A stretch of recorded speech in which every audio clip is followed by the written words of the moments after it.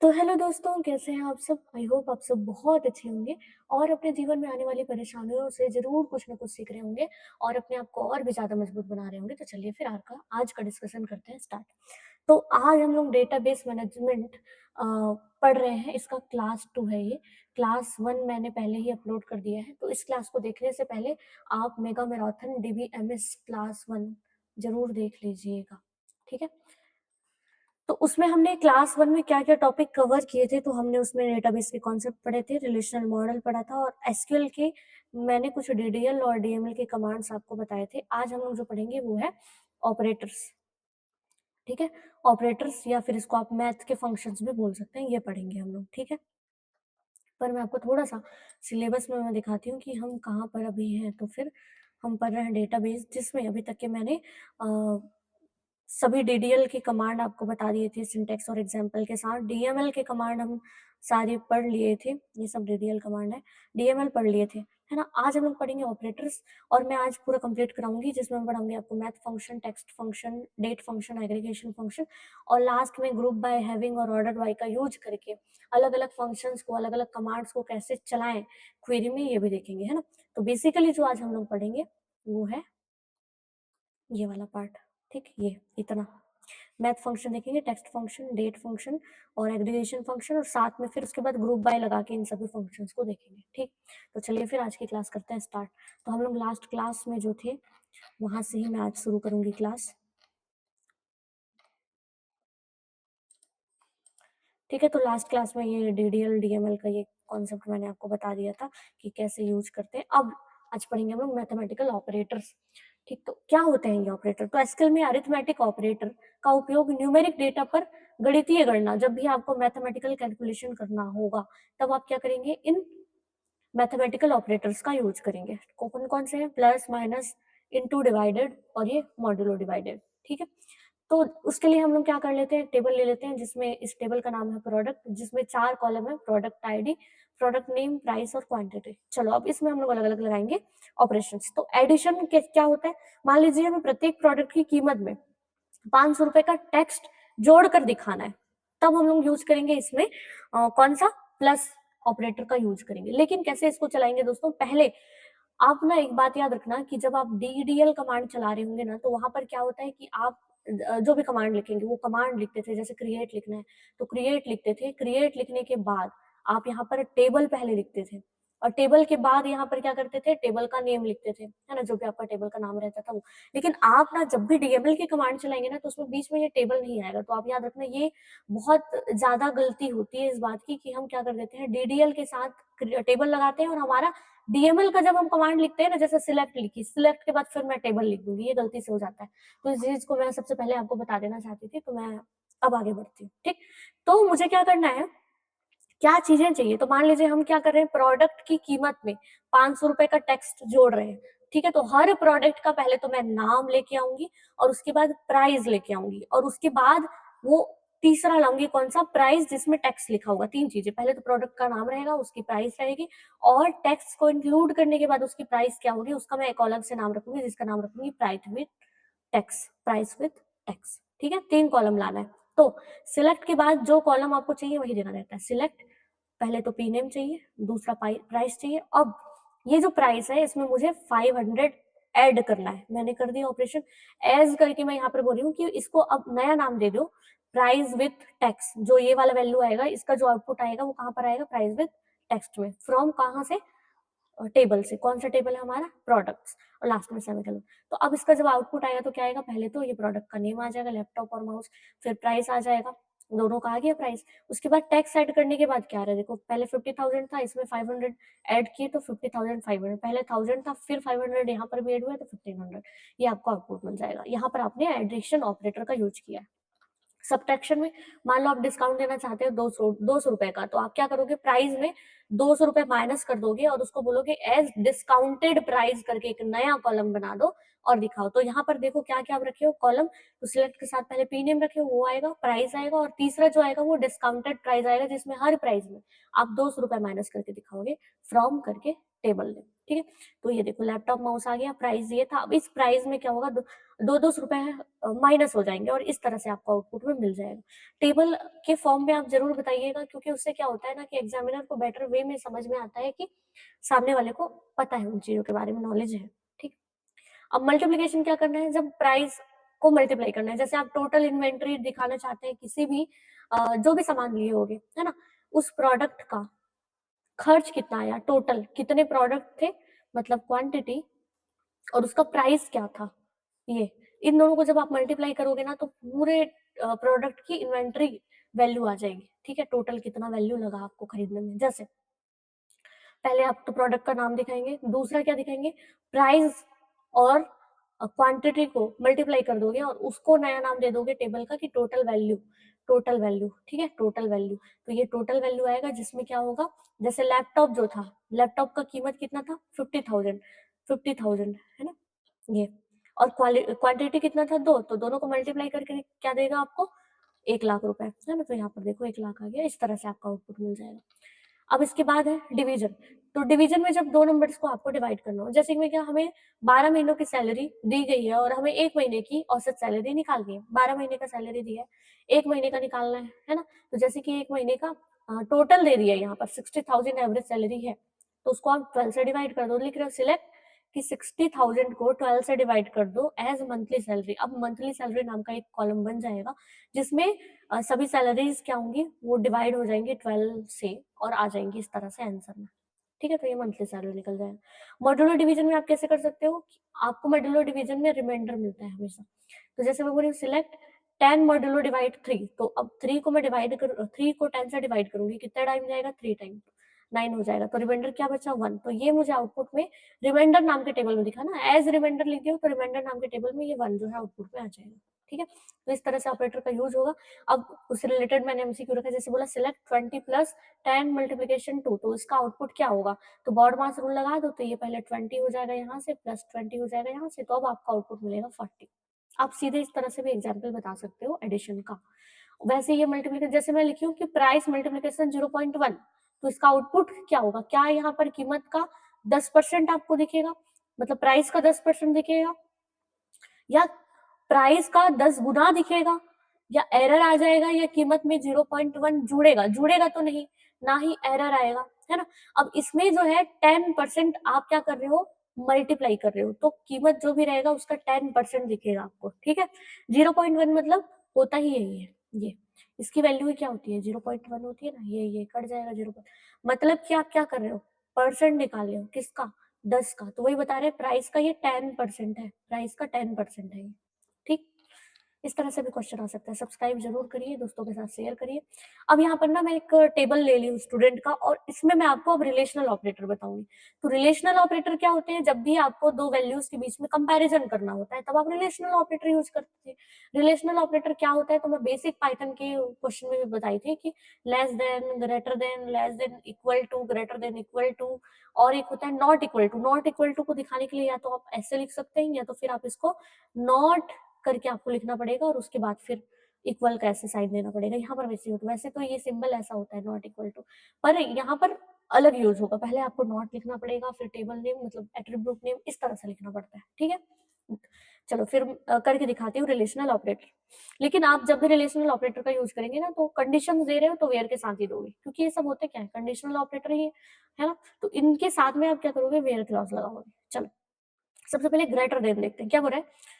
एक क्वेरी दिया है, उन छात्रों को दिखाए जिनके मार्क्स 20 से ज्यादा है। छात्र को बस दिखाना है, तो मैं क्या दिखाऊंगी, पहले तो नेम, और यहाँ पर कंडीशन लगा दूंगी कि जिसकी वैल्यू मार्क्स, मार्क्स वेयर करके मार्क्स इज ग्रेटर देन 20, 90 लगा दूंगी, मार्क्स इज ग्रेटर देन 90। तो ये केवल उन स्टूडेंट का नाम और उनका मार्क्स आपके सामने रखेगा जिसकी वैल्यू या जिसका मार्क्स 90 से ज्यादा होगा। आपको लिखना क्या है, पहले लिखना है सिलेक्ट। सिलेक्ट लिखने के बाद आपको क्या करना है, जो जो आउटपुट में चाहिए, जो जो आप डिस्प्ले कराना चाहते हैं, केवल उन चीजों को आपको यहाँ पर सिलेक्ट के बाद लिखना होता है, ठीक है। तो सिलेक्ट के बाद मैं पहले रखी हूँ नेम, और उसके बाद मार्क्स, है ना। और फ्रॉम स्टूडेंट, वेयर मैं बोल रही हूँ, वेयर जिसका मार्क्स जो है 90 से वो ज्यादा हो, केवल उनका दिखाना। तो आउटपुट में क्या क्या आ जाएगा, आउटपुट में आ जाएगा ये वाला आएगा और ये वाला आ जाएगा, मतलब प्रिया 92, स्नेहा 95। ये आपको आउटपुट में इस तरह से दिखेगा, नेम में प्रिया। ठीक है, आगे बढ़ते हैं इसमें।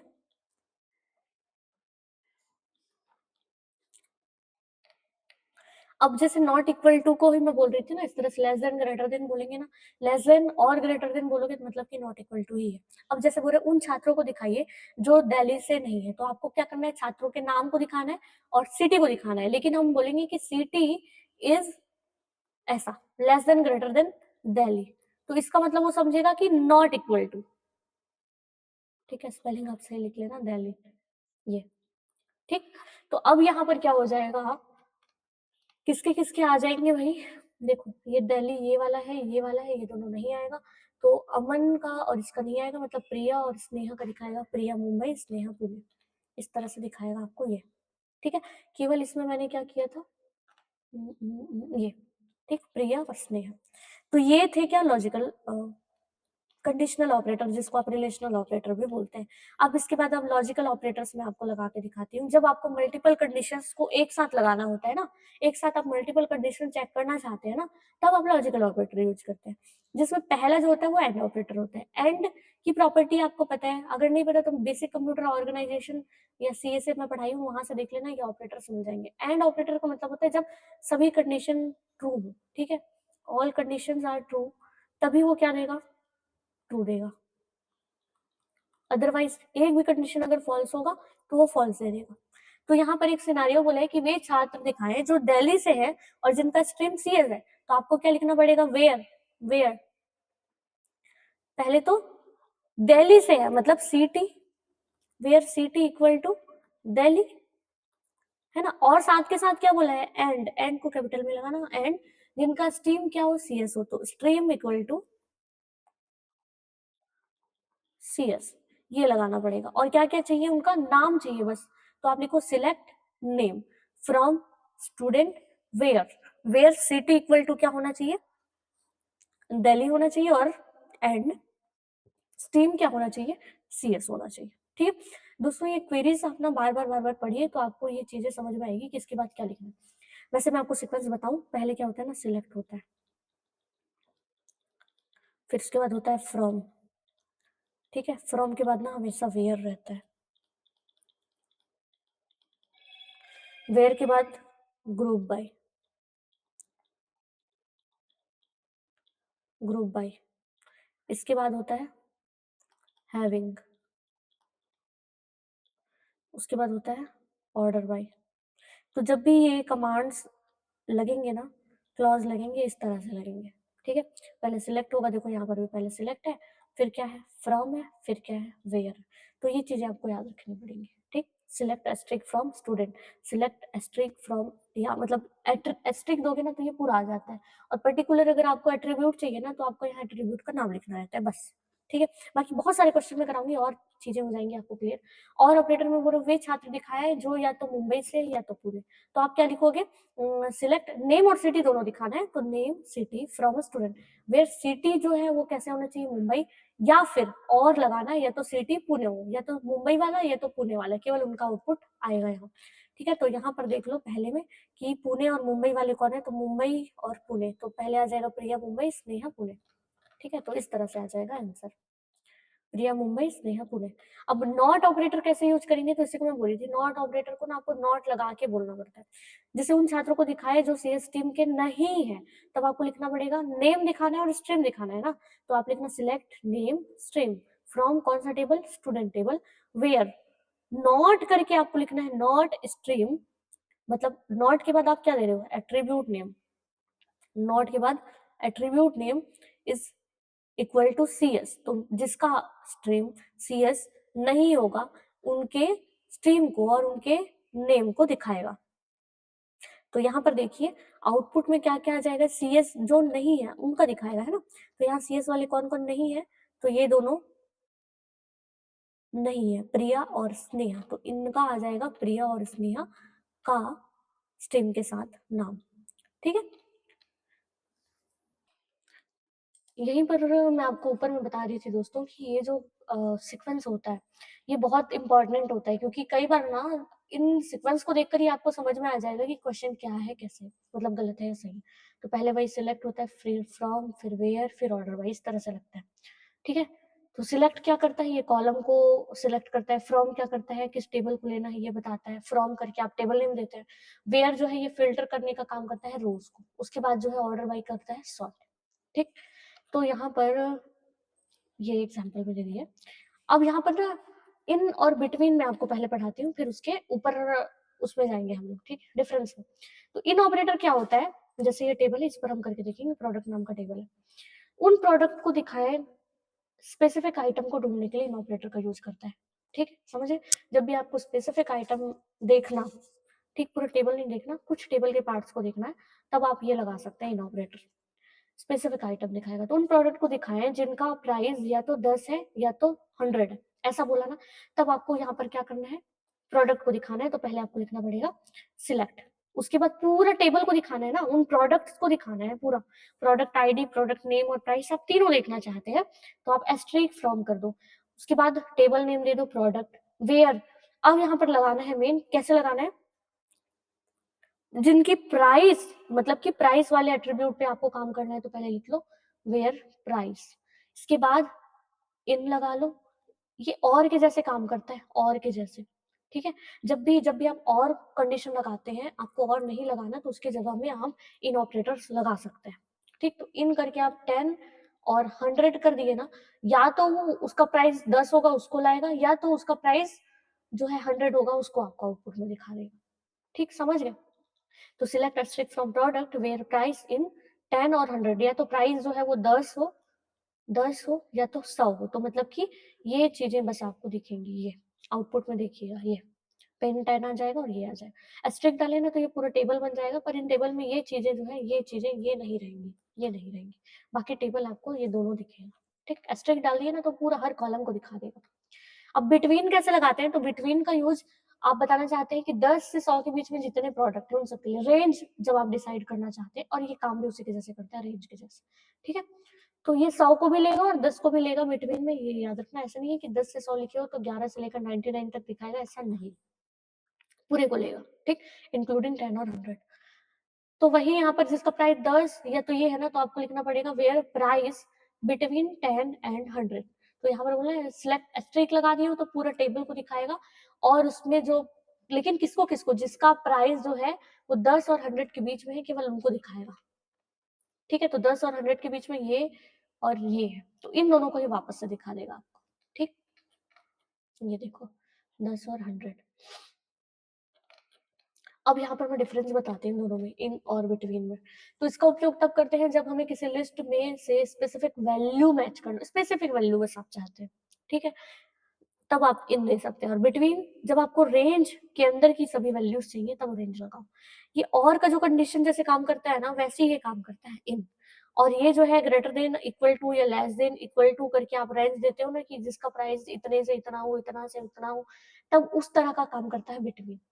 इसमें वैल्यूज को डिसकंटिन्यूअस हो सकता है, जैसे कि आप देखिए पहले नंबर का वैल्यू था, फिर 2 हटा के तीसरे नंबर का वैल्यू था, इस तरह से। लेकिन जब आप बिटवीन देंगे ना, तो वो पूरा रेंज लेगा एक साथ, इतना से लेकर इतना तक की रेंज।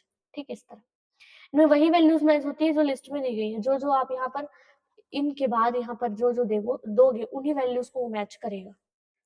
लेकिन इसमें स्टार्ट और एंड दोनों वैल्यूज भी शामिल होंगी। ठीक है, स्टार्ट की और एंड की जो वैल्यू दोगे वो भी शामिल रहेंगी, और साथ के साथ में उसके अंदर के जितने भी रेंज रहेंगे वो सभी शामिल रहेंगे। ठीक, ये दोनों में डिफरेंस होता है इन और बिटवीन में। अब यहाँ पर एक मैंने क्वेरी भी लगाया है, एक लाइब्रेरी नाम का मेरा टेबल है, जिसमें कि book ID, title, author, price और क्वांटिटी। अब यहाँ पर इस तरह से क्वेश्चन आ सकता है, मैंने इसलिए ये क्वेरी रखा है। ठीक है, सरसरा पढ़ लेना कोई बड़ी बात नहीं है, लेकिन जो कॉन्सेप्ट है उनको इस तरह से प्रैक्टिकली कर करके देखना, ये ज्यादा आपके लिए इंपॉर्टेंट है, तभी तो आप क्वेरीज लिख पाएंगे। तो यहाँ पर क्या बोल रहा है, पहला क्वेरी देखो, टू डिस्प्ले द टाइटल दिखाना है एंड ऑथर।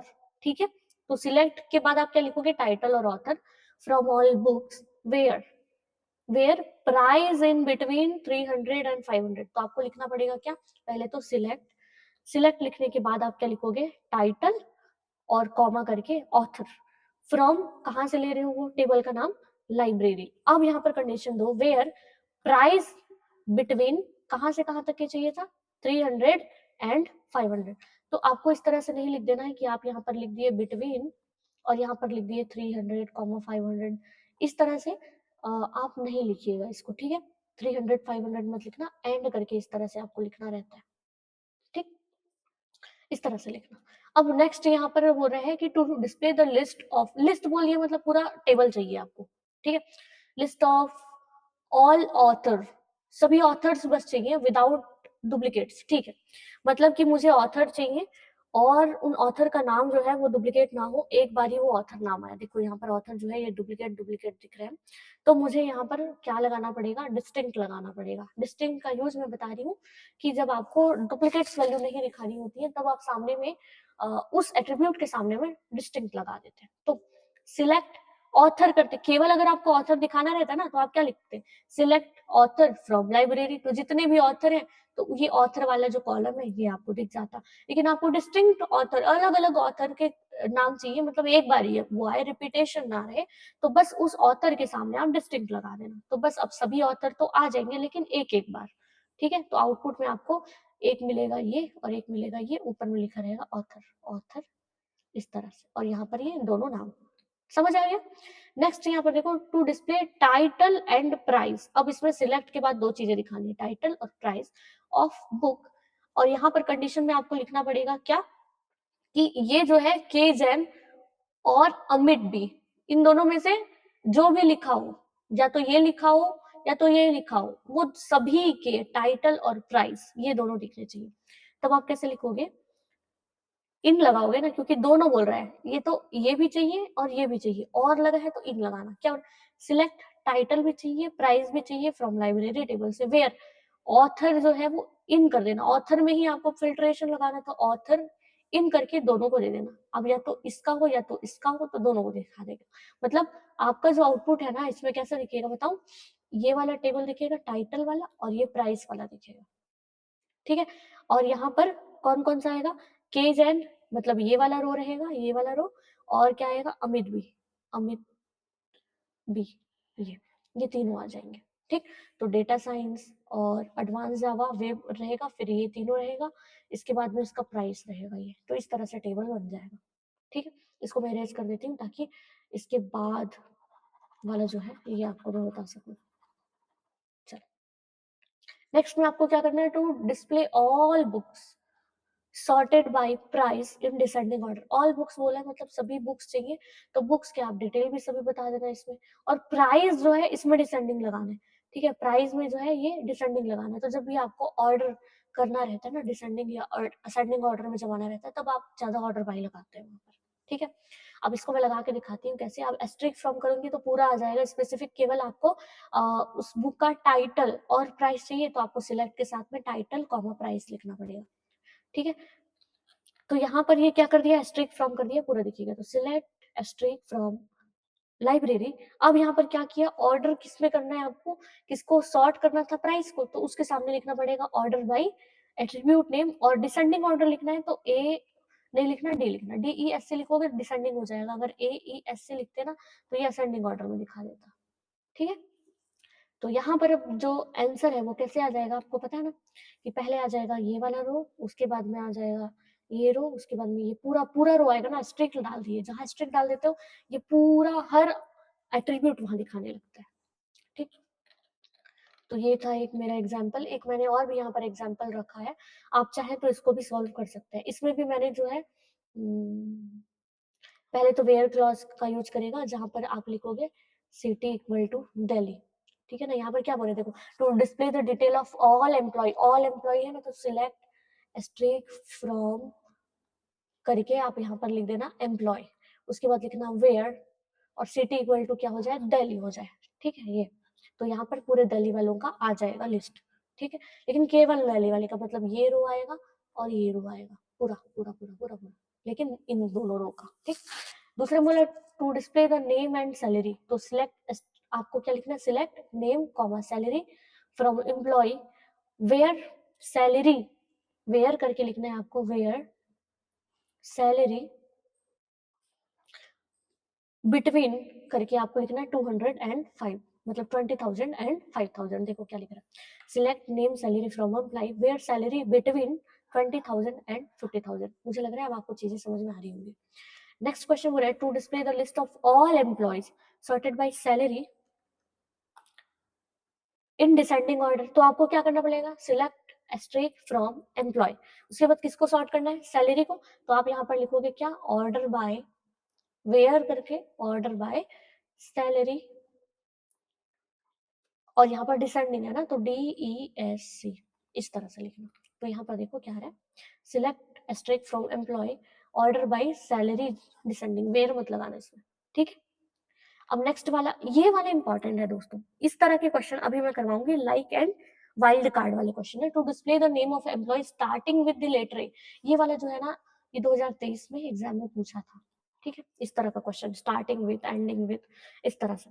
तो आपको यहाँ पर क्या करना है, जब starting with the letter A हो ना, तो आप स्टार्टिंग में ए को फिक्स कर दो, इसके बाद में लगा दो आप इस तरह से परसेंट, ये। तो अब ये जो भी नाम ए से स्टार्ट होगा ना वो दिखाएगा। तो आपको लिखना पड़ेगा सिलेक्ट एस्ट्रिक फ्रॉम एम्प्लॉय, और उसके बाद यहाँ पर नीचे में आप ये कंडीशन दे देना, वेयर नेम, लाइक के साथ लगाते हैं इसको दोस्तों।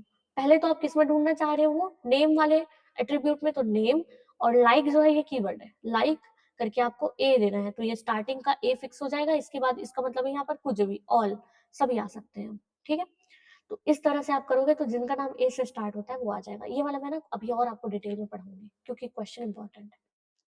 अब यहाँ पर अ, आपको आउटपुट बताना है। पहला बोला select count distinct city from employ, select count करना है डिस्टिंक्ट सिटी को फ्रॉम एम्प्लॉय। तो यहाँ पर सिटी देखो, सिटी है ये, लेकिन डिस्टिंक्ट लगा दिया हो ना तो हर तरह के सिटी को एक बार काउंट करेगा। तो दिल्ली को एक बार काउंट करेगा, एक हो गया, फिर एक बार मुंबई को करेगा और एक बार पुणे को करेगा, मतलब अब टोटल जो अलग अलग सिटी है वो कितने हैं, 3 है। तो यहाँ पर जो आपको आउटपुट मिलेगा वो मिलेगा 3। अब यहाँ पर बोला select minimum salary from employ where designation equal to clerk, जिसका डेजिग्नेशन क्लर्क है उन सभी में से जिसकी सैलरी मिनिमम है वो दिखाना है, ठीक है। तो डेजिग्नेशन में ये हो गया, क्लर्क में हो गया ये और ये। अब इन दोनों में सैलरी में देखो किसका मिनिमम है, एक तो ये है एक तो ये है, तो इसका सैलरी है मिनिमम। अब मैं ये क्वेश्चन इसलिए करा रही हूँ दोस्तों क्योंकि इस तरह से ही आपको एग्जाम में पूछेगा क्वेश्चन। तो अगर आपको ये क्लॉज चलाना नहीं आया, ये क्वेरी चलाना नहीं आया, या आपको ये लिखना नहीं आया, तो डीबीएमएस पढ़ने का कोई मतलब नहीं है, आप कितना ही थ्योरी पढ़ लो, ठीक है। अगर आपको ये क्वेरीज लिखना नहीं आया या क्वेरीज को देख के आउटपुट नहीं निकालना आ रहा है, मतलब कोई मतलब नहीं है, इसलिए मैं ज्यादा से ज्यादा एग्जाम्पल करा रही हूँ, ठीक है। नहीं तो आप थ्योरी तो 2 बार पढ़ेंगे आपको सब समझ में आ जाएगा, मेन तो यही है। अब यहाँ पर हम लोग एग्रीगेशन और ग्रुपिंग के क्वेश्चन भी है इसमें, ठीक है। तो मैं पहले ना आपको एग्रीगेशन फंक्शन पढ़ा देती हूँ, उसके बाद हम लोग ये वाला एग्जाम्पल भी करेंगे दोस्तों, ठीक। तो ये जो मैं लाइक की बात करी थी ना, लाइक मैं पहले बताती हूँ क्या होता है। लाइक ऑपरेटर, इसको वाइल्ड कार्ड ऑपरेटर भी बोलते हैं। तो लाइक ऑपरेटर का उपयोग वेयर क्लॉज के साथ पहले करोगे, जैसे मैं वहां पर दिखाई थी वेयर, पहले लिखना है वेयर, उसके बाद लिखना है क्या, आपका जो भी एट्रीब्यूट के नाम है वो, उसके बाद लिखना है लाइक, उसके बाद में यहाँ पर देना है लाइक का कंडीशन। अगर आप स्टार्टिंग विथ ए चाह रहे हैं तो पहले ए को रखिए, आप एंडिंग विथ ए चाह रहे हो तो ए को लास्ट में रखिए, इस तरह से। तो किसी कॉलम के एक विशिष्ट पैटर्न को खोजने के लिए किया जाता है। जब आपको पूरी चीज नहीं चाहिए, आप कुछ पैटर्न देखना चाह रहे हैं, तब आप ये यूज करें। जैसे कि उदाहरण के अगर आपको उन छात्रों को ढूंढना है जिनका नाम आर से स्टार्ट होता है, ठीक है, या जिनके नाम में सिंह आता है, तो इस तरह से चीजों के लिए पैटर्न मैच करने के लिए आप लाइक ऑपरेटर का यूज कर सकते हैं, ठीक है। और इनके लिए आप 2 तरह के सिंबल का उपयोग कर सकते हैं, जिन सिंबल्स को आप बोलेंगे वाइल्ड कार्ड। अब कौन कौन से वो सिंबल है, तो पहला तो परसेंट का और दूसरा है अंडरस्कोर का। कैसे यूज होता है मैं आपको दिखाती हूँ, ठीक। और ये जो परसेंट है वो 0 या 1 या मल्टीपल कैरेक्टर्स को दर्शाता है।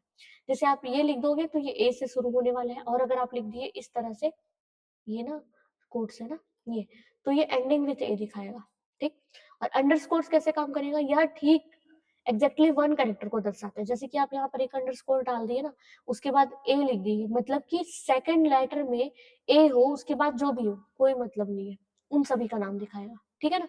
सेकंड लेटर, क्योंकि फर्स्ट लेटर ये था, सेकंड लेटर ये बन गया, तो सेकंड लेटर से जिसका नाम ए होगा, है ना, उन सभी का नाम दिखाएगा ये वाले में, इस वाली क्वेरी में, ठीक। इस तरह से काम करता है। अब मैं आपको बहुत सारे एग्जांपल इसके करा के दिखाती हूँ। जैसे यहाँ पर देखो ये दिया है, मतलब कि ये है ए स्टार्टिंग विथ है, जैसे अमित आ जाएगा, अंकित आ जाएगा, ए आ जाएगा। अब इसका मतलब ये है कि पहले कुछ भी हो लेकिन लास्ट हो जो एंडिंग विद स्मॉल ए पर लास्ट ए पर खत्म हो। जैसे कि ये देखो प्रिया में ये स्मॉल ए पर, नेहा में ये स्मॉल ए पर खत्म हो रहा है ये, ठीक है, ये नहीं आएगा। ठीक, ए आ सकता है क्योंकि यहाँ पर एंड कुछ नहीं है शायद इसलिए दिखा दिया है, लेकिन ये ए नहीं आना चाहिए मुझे लगता है। अब यहाँ पर देखो और में पहले में परसेंट दे दिया, बीच में भी, मतलब ये है कि ओ आर जो है वो बीच में आना चाहिए। ठीक है, बीच में आना चाहिए, उसके पहले कुछ भी हो सकता है, उसके बाद भी कुछ भी हो सकता है। जैसे यहाँ पर देखो, ये देखो ओ आर आ गया, यहाँ पर ओ आर आ गया, यहाँ पर ओ आर आ गया। ठीक, लेकिन कुछ ना कुछ इसके पहले और कुछ ना कुछ इसके बाद होना जरूरी है। अब यहाँ पर देखो एक अंडरस्कोर है, उसके बाद आर है, मतलब सेकंड लेटर आर हो, उसके बाद कुछ भी हो सकता है। ये देखो सेकंड लेटर आर है, फिर कुछ भी रहे, सेकंड लेटर आर है ये। अब यहाँ पर ए पहला लेटर जो है स्टार्टिंग विथ ए होना चाहिए, और इसके बाद अंडरस्कोर यहाँ पर 2 दिया है। ठीक है, 2 दिया है ना, यहाँ पर दिख नहीं रहा है आपको, मैंने मतलब उस तरह से कर दिया, 2 दिया है, इसके बाद यहाँ पर टी लिखा है। इसका मतलब ये है कि स्टार्टिंग विथ कैपिटल ए हो और एंडिंग विथ टी हो, लेकिन बीच में केवल 2 लेटर आ सकते हैं।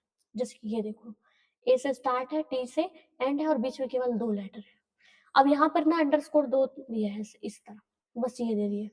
तो इसका मतलब ये है कि आप 4 जो लेटर होंगे, 4 जो लेटर होंगे केवल उनके नाम लिख के लाओ, जैसे रवि, सोनू, इन सब में। ठीक है, तो मुझे लगता है अब ये लाइक और वाइल्ड कार्ड आपको समझ में अच्छे से आ गया होगा, क्योंकि जितने भी पॉसिबल क्वेश्चंस इसमें से बन सकते थे, मैंने इसको इस तरह से आपको कॉमन टेबल में बना के दिखा दिया। नेक्स्ट आपको मैं दिखाती हूँ प्रैक्टिकल वाले क्वेश्चन। जैसे कि देखो, एक नाम का टेबल है जिसमें नेम करके मैंने ये ले लिया। अब मैं पहले दिखा रही हूँ कि स्टार्टिंग विथ आर लेना है, तो मुझे क्या लिखना पड़ेगा, पहले तो सिलेक्ट, फिर नेम, फ्रॉम, फिर स्टूडेंट। ठीक है, यहाँ तक है तो था। अब लिखना है where, name, like, starting with R था ना, तो आर लिखने के बाद आपको लिख देना है इस तरह से परसेंट। तो अब यहाँ पर क्या आ जाएगा आउटपुट में, रवि, राजू, ये दोनों आ जाएंगे। एंड विथ आई करूंगी तो यहाँ पर कौन कौन सा हो जाएगा, from student, where, name, like करके मुझे क्या करना पड़ेगा, एंड विथ आई है ना, तो ये करके ऐसा आई, ये। ठीक, एंड विथ आई में ये। तो यहाँ पर लास्ट में आई कहाँ पर खत्म हुआ, ये रवि के में, तो इसलिए रवि आ गया। एग्जैक्टली 3 कैरेक्टर चाहिए ना दोस्तों, तो लाइक के बाद आपको 3 यहाँ पर देना है, ऐसा ऐसा ऐसा 3। तो अब जिनका 3 नाम 3 लेटर वाला नाम होगा, केवल उनका नाम आएगा। अब यहाँ पर देखो 3 लेटर वाला नाम किसी का नहीं है। ठीक है, तो इसलिए यहाँ पर नॉट फाउंड दिखा देगा आउटपुट में। ठीक, तो ये अब मुझे लगता है आपको चीजें समझ में आ गई होंगी। तो कुछ कुछ चीजें वैसे यहाँ पर बता देती हूँ। जैसे पहले वाले में बोला स्टार्टिंग विथ एम ना, तो यहाँ पर आपको क्या लिखना पड़ेगा, एम और ये, तो ये हो जाएगा स्टार्टिंग विथ एम। दूसरा वाला क्या बोला है, कंटेन ई ई ई कंटेन होना चाहिए, मतलब पहले कुछ भी रहे, ठीक है, लास्ट में कुछ भी रहे चल जाएगा, और केवल ई ई बस रहेगा ना तब भी उसको ले लेगा। ठीक है, और केवल लास्ट में जैसे या मीनी ऐसा करके कुछ नाम आ गया तो उसको भी ले लेगा। ठीक, लास्ट में तो ई था ना, उसी को मैं ऊपर में बता रही थी। ठीक, तो ये आ जाएगा। और यहाँ बोल रहे हैं A has the second letter, मतलब कि पहले आप लिखाओगे अंडरस्कोर, फिर लिखोगे ए, इसके बाद यहाँ पर आप परसेंट डाल दो। ठीक, तो ये देखो इस तरह से काम हो जाए। अब यहाँ पर बोल रहे हैं name client having exactly 5 letter, तो आप बस आपको 5 अंडरस्कोर डाल देना है, और ये तो हो जाएगा फिर ये। ठीक है, तो इस तरह से काम होगा। अब यहाँ पर और भी दिया है, जैसे कि एक के से शुरू हो और आर से खत्म हो, ऐसा रहे, तो एसक्यूएल क्वेरी में आपको क्या लिखना पड़ेगा, आर से शुरू हो मतलब ये, और यहाँ पर कुछ भी रहे, लेकिन आर से क्या होना चाहिए, खत्म होना चाहिए। तो इस तरह का कहीं पर दिख रहा है, तो हाँ ये दिख रहा है लाइक ये, तो ये आंसर है। ठीक है, अब हम लोग थोड़ा सा अलाइजिंग पढ़ते हैं। अलाइजिंग क्या होता है, एसक्यूएल में ऐसी कॉलम या टेबल को टेम्पररी नेम देने के लिए किस कीवर्ड का यूज किया जाता है। ठीक, टेम्पररी नेम देना है तब उसके लिए आप क्या यूज करते हैं, एज, जैसे मैं आपको पहले भी दिखाई थी कि आप प्राइस वगैरह में कुछ ऑपरेशन करना चाहते हैं और उसके बाद प्राइस का नया नाम रखना चाहते हैं, तो आप इस तरह से दे सकते हैं, select name as, student name, इस तरह से आप दे सकते हैं। ठीक, अब यहाँ पर और एमसीक्यू बोला select distinct city from student query, क्या आउटपुट देगा, डिस्टिंक्ट है तो डिफरेंट डिफरेंट सिटी को वो देगा, काउंट वाउंट तो लिखे नहीं हो, तो केवल सिटी को एक एक बार लिख के देगा। जैसे दिल्ली 2 बार था उसको 1 बार लिख देगा, पुणे 1 बार था तो 1 बार लिख देगा, मुंबई 4 बार है तो भी 1 बार लिखेगा। तो सभी शहरों के नाम नहीं देगा, केवल वे शहर जहाँ छात्र नहीं, शहरों की कुल संख्या नहीं, केवल वे शहर जहाँ छात्र रहते हैं बिना डुप्लीकेट के। यस यस यस, बिना डुप्लीकेट के बोला है ना, तो यही है। ठीक है, शहर के नाम उल्टे क्रम में नहीं देगा। बिना डुप्लीकेट के, ये देखना भूल गई थी। अब फिल्टरिंग वेयर इन बिटवीन से कैसे क्वेश्चन आ सकता है? बिटवीन ऑपरेटर के बारे में कौन सा कथन सत्य है? तो यह केवल बीच की वैल्यू देता है, किनारों को नहीं, बिल्कुल गलत है। इसमें केवल नहीं, पहली वैल्यू नहीं, इसमें स्टार्ट और एंड दोनों वैल्यूज शामिल होती है, बिल्कुल सही। ठीक है, क्योंकि हमने लगाया था अगर 10 और 20 है तो 10 और 20 के बीच की वैल्यूज को भी देगा और 10 को भी देगा और 20 को भी देगा। ठीक है, तो इसमें आंसर सी हो जाएगा। अब यहाँ पर बोल रहे निम्नलिखित में से कौन सी क्वेरी सही है? यदि हमें दिल्ली और मुंबई के छात्र चाहिए तो आपको क्या लिखना पड़ेगा? City equal to Delhi. ठीक है, सिटी इक्वल टू ये अगर दिल्ली एंड मुंबई करेंगे ना तो वो क्या करेगा, या तो दिल्ली वाले को दे देगा या तो मुंबई वाले को दे देगा। तो आप लिखिए where city in Delhi Mumbai, तो ये दिल्ली वाले को भी देगा और मुंबई वाले को भी देगा। बिटवीन दिल्ली एंड सिटी लिखेंगे तो फिर से वही, या तो दिल्ली या तो मुंबई। अब यहाँ पर लाइक करके आप इस तरह से लिख दोगे दिल्ली और मुंबई, तो ये यहाँ पर काम नहीं करेगा। ठीक है, तो इसलिए जो इसका आंसर आ जाएगा ना वो आ जाएगा ये इन, सबसे सही यही है। अब यहाँ पर एक क्वेरी दी है कि select state from EMP where salary between 5000 and 50,000 and 60,000, तो ये किसके बराबर है? मतलब हम यहाँ पर चाह रहे हैं कि एम्प्लॉय टेबल में उन सभी की उन सभी का डिटेल दिखाए जिनका सैलरी 50,000 और 60,000 दोनों में से एक हो, मतलब 50,000 एंड 60,000, मतलब इन दोनों के बीच का हो। रेंज बताता है बोले थे हम ना, है ना, बिटवीन रेंज बताता है। तो 50,000 से लेकर 60,000 तक के जिनकी सैलरी होगी इंक्लूडिंग 50,000 और 60,000, उन सभी का डिटेल दिखाएगा। ठीक है, तो salary is greater than equal to 50,000, और या तो सैलरी इससे बड़ी हो या तो इससे छोटी हो। कैसा होगा? नहीं, या वाला तो बात ही नहीं है। या तो बड़ा हो या तो छोटा हो, नहीं, हम बोल रहे हैं कि सैलरी जो है वो 50,000 के बराबर भी होनी चाहिए, बड़ी भी होनी चाहिए, और 60,000 से छोटी भी होनी चाहिए और बराबर भी होनी चाहिए। और वाले में क्या दिक्कत था? या तो ये कंडीशन को ट्रू करता, लेकिन एंड में हम बोल रहे हैं कि ये दोनों हो। ठीक है, इसलिए हम लोग इसको ज्यादा एंड के साथ ही लगाते हैं। इक्वल टू, इन दोनों में ये डिफरेंस था, इसमें इक्वल टू नहीं दिया था ना, तो 50,000 और 60,000 को नहीं दिखाता। इसमें इक्वल टू नहीं दिया ना, तो 50,000 वाले को भी दिखाएगा और 60,000 वाले को भी दिखाएगा। इन आप यूज नहीं कर सकते, नहीं तो केवल 50,000 और केवल 60,000 वाले की सैलरी ला देगा। ठीक है, तो बेस्ट यहाँ पर सी था। अब ये सॉर्टिंग वाले में बोल रहे हैं कि डेटा को डिसेंडिंग ऑर्डर में सॉर्ट करने के लिए किस कीवर्ड का यूज करते हैं, तो DESC का यूज कर रहे थे। यदि हम ऑर्डर बाय क्लॉज में असेंडिंग या डिसेंडिंग नहीं लिखते हैं तो बाय डिफॉल्ट वो असेंडिंग में दिखाएगा। ठीक है, याद रखना आप। सिलेक्ट, अब एक प्रैक्टिकल क्वेश्चन है, select name from student where name like ये, तो मतलब कि सेकंड लेटर जो है ए होना चाहिए। देख लो कहां पर बोल रहा है, नाम का दूसरा अक्षर ए होना चाहिए, यही आंसर। इनमें से बोल रहा है कौन सा ऑपरेटर नल वैल्यू चेक करने के लिए सही है? नल वैल्यू चेक करना है आपको, तो आपको क्या लिखना पड़ेगा? इक्वल नल, नहीं क्या बोल रहा है इसमें, इसको में कभी कभी इक्वल टू नल नहीं लिखते, हमेशा इज नल लिखते हैं। ठीक है, इज नल लिखना है आपको, ये याद रखिए, ये नहीं होगा इज नल। ठीक, अगर नल चेक करना है तो इज नल लिखना। अब इसका आउटपुट आपको पता है, ये हो जाएगा क्या 40 और ये हो जाएगा 10, मतलब कि 50 इसका आंसर हो जाएगा। चलो अब हम लोग यहाँ पर जॉइंस और सेट ऑपरेशंस पढ़ लेते हैं। तो जॉइन ऑपरेशन में सबसे पहले होता है क्रॉस जॉइन, जिसको कार्टेशियन प्रोडक्ट भी बोलते हैं। कार्टेशियन प्रोडक्ट निकालने का कई बार न्यूमेरिकल क्वेश्चन भी आता है सीधे। ठीक है, तो दो अलग अलग टेबल होंगे, उसमें रोज की संख्या होगी और बोलेगा कार्टेशियन प्रोडक्ट निकाल के दिखाओ। ठीक, और इसी को क्रॉस जॉइन भी बोलते हैं। क्या होता है देखो, तो जब हम दो टेबल्स को बिना किसी शर्त के जोड़ते हैं तो पहले टेबल की हर रो दूसरे टेबल की हर रो के साथ जुड़ जाती है, मतलब कि टोटल नंबर ऑफ रोज दोनों टेबल की, उसी को आप क्रॉस जॉइन बोलते हैं। यदि टेबल ए में मान लो m रो है और टेबल बी में n रो है, तो इसका मतलब क्या हो जाएगा, m इंटू n। ये जो आंसर आएगा यही क्या होगा आपका कार्टेशियन प्रोडक्ट या तो क्रॉस जॉइन। अब डिग्री जो है मैं आपको बताई थी, टोटल नंबर ऑफ कॉलम्स को बोलते हैं। कार्डिनलिटी जो है वो टोटल नंबर ऑफ रोज को बोलते हैं। ठीक है,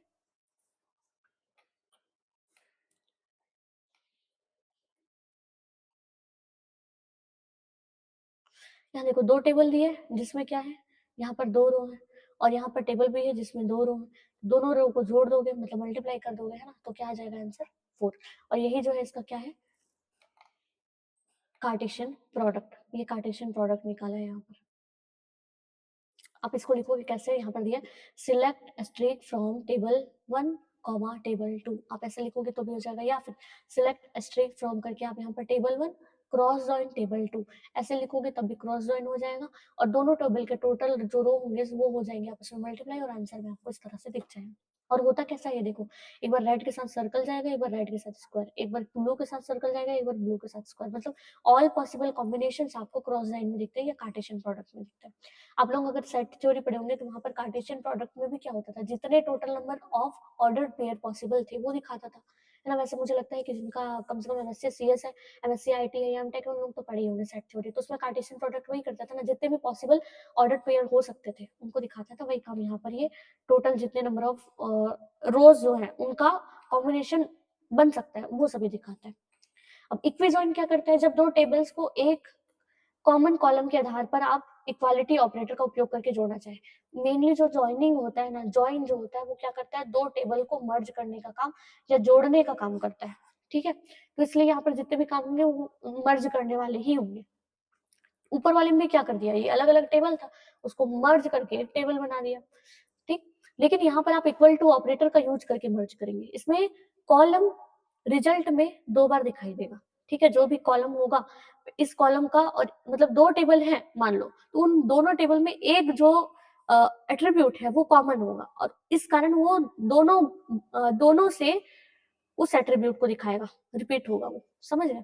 इक्विजॉइड में जो एट्रीब्यूट कॉमन है दोनों टेबल का वो रिपीट होगा। जैसे सिंटेक्स देखो यहाँ पर कैसे लगाना, select asterisk from student course, student भी चाहिए कोर्स भी चाहिए, where student dot course ID, मतलब स्टूडेंट टेबल में जो कोर्स आईडी है वो कोर्स टेबल की कोर्स आईडी के बराबर हो, ठीक है। स्टूडेंट टेबल में जो कोर्स आईडी है और कोर्स टेबल में जो कोर्स आईडी है वो दोनों बराबर होंगे, केवल उन सभी स्टूडेंट का लिस्ट आपको निकाल के दे देगा, ठीक। या तो आप इसको कैसे चला सकते हैं, देखो सिलेक्ट एस्ट्रिक फ्रॉम स्टूडेंट, अब यहाँ पर आपको लिख देना है सिंपली ज्वाइन कोर्स, अब यहाँ पर ऑन करके लिख देना है स्टूडेंट, यहाँ पर ऑन ऑपरेटर लगाना है जब आप ज्वाइन लिखोगे तो, ठीक है। Join course on student dot course ID, मतलब स्टूडेंट टेबल का कोर्स आईडी जो है वो कोर्स टेबल के कोर्स आईडी के बराबर हो। दो टेबल है ना यहाँ पर, आपको समझ में आ गया, एक स्टूडेंट है एक कोर्स है। अब नेचुरल जॉइन क्या होता है, ये इक्वी जॉइन जैसा ही होता है, लेकिन इसका एक स्मार्टर वर्जन है, क्योंकि ये क्या करता है, जो कॉलम्स दोनों टेबल में है उनको डबल डबल नहीं लिखता, ठीक है, उनको एक बार लिखता है। तो वही बोल रहा है कि उन कॉलम्स पर ज्वाइन करता है जिनका नेम और डेटा टाइप दोनों टेबल्स में समान हो, ठीक है। दोनों में जो चीजें समान होंगी केवल उन्हीं को क्या कर देगा, वो ज्वाइन करेगा। लेकिन दोनों में डिफरेंस ये है कि डुप्लीकेट्स कॉलम को ये हटा देगा।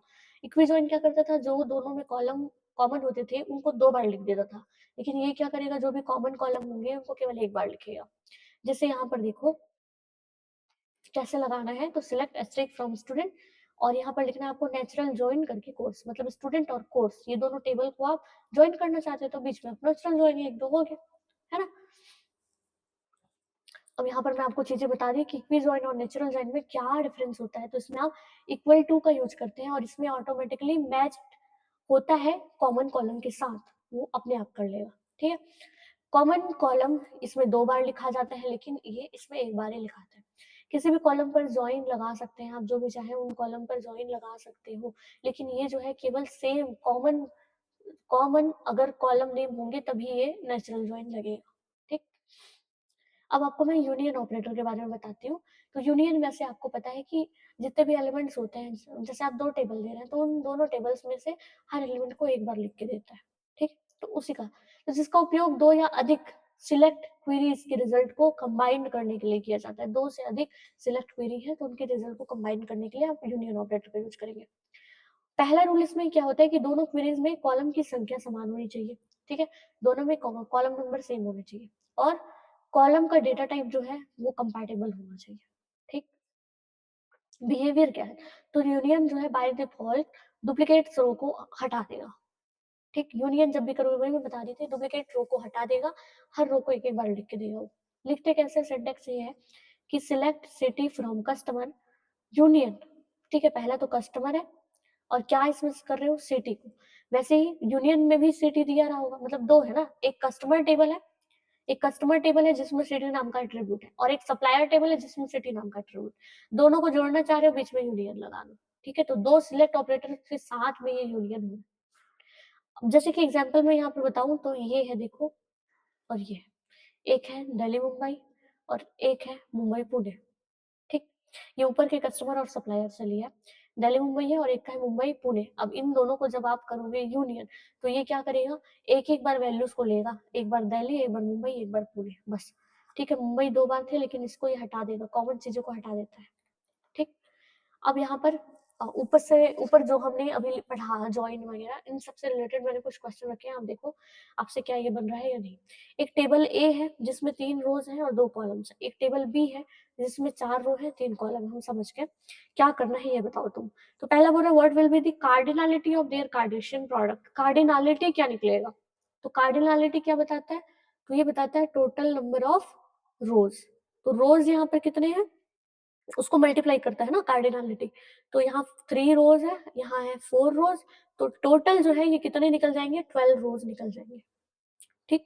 दोनों को मल्टीप्लाई कर देगा और टोटल नंबर ऑफ रोज बताता है ना, क्योंकि जब आप कार्डिनलिटी करेंगे ना, तो ये 3 रोज जो है ये 4 रोज के साथ अलग अलग बनेंगे, ठीक है। इसलिए ऐसा होगा कि ये दोनों मल्टीप्लाई हो जाएंगे और टोटल जो है टोटल 12 रोज आ जाएंगे कार्डिनलिटी करने के बाद। अब नेक्स्ट बोलो what will be the degree. Degree क्या है, मतलब टोटल नंबर ऑफ एट्रीब्यूट्स बताने हैं जोड़ के आपको।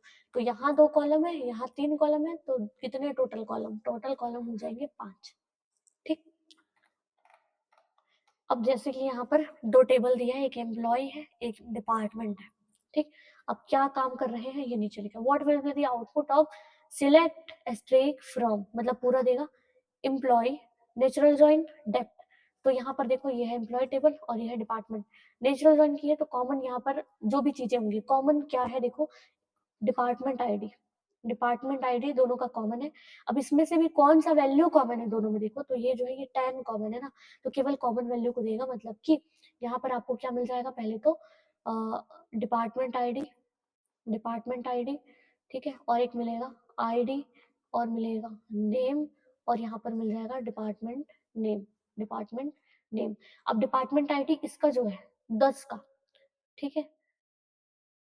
अब इसका जो आईडी था वो क्या था, 1 था, नेम क्या था, अमन है ना, और डिपार्टमेंट नेम यहाँ से मिल जाएगा, डिपार्टमेंट नेम है एचआर, ठीक है।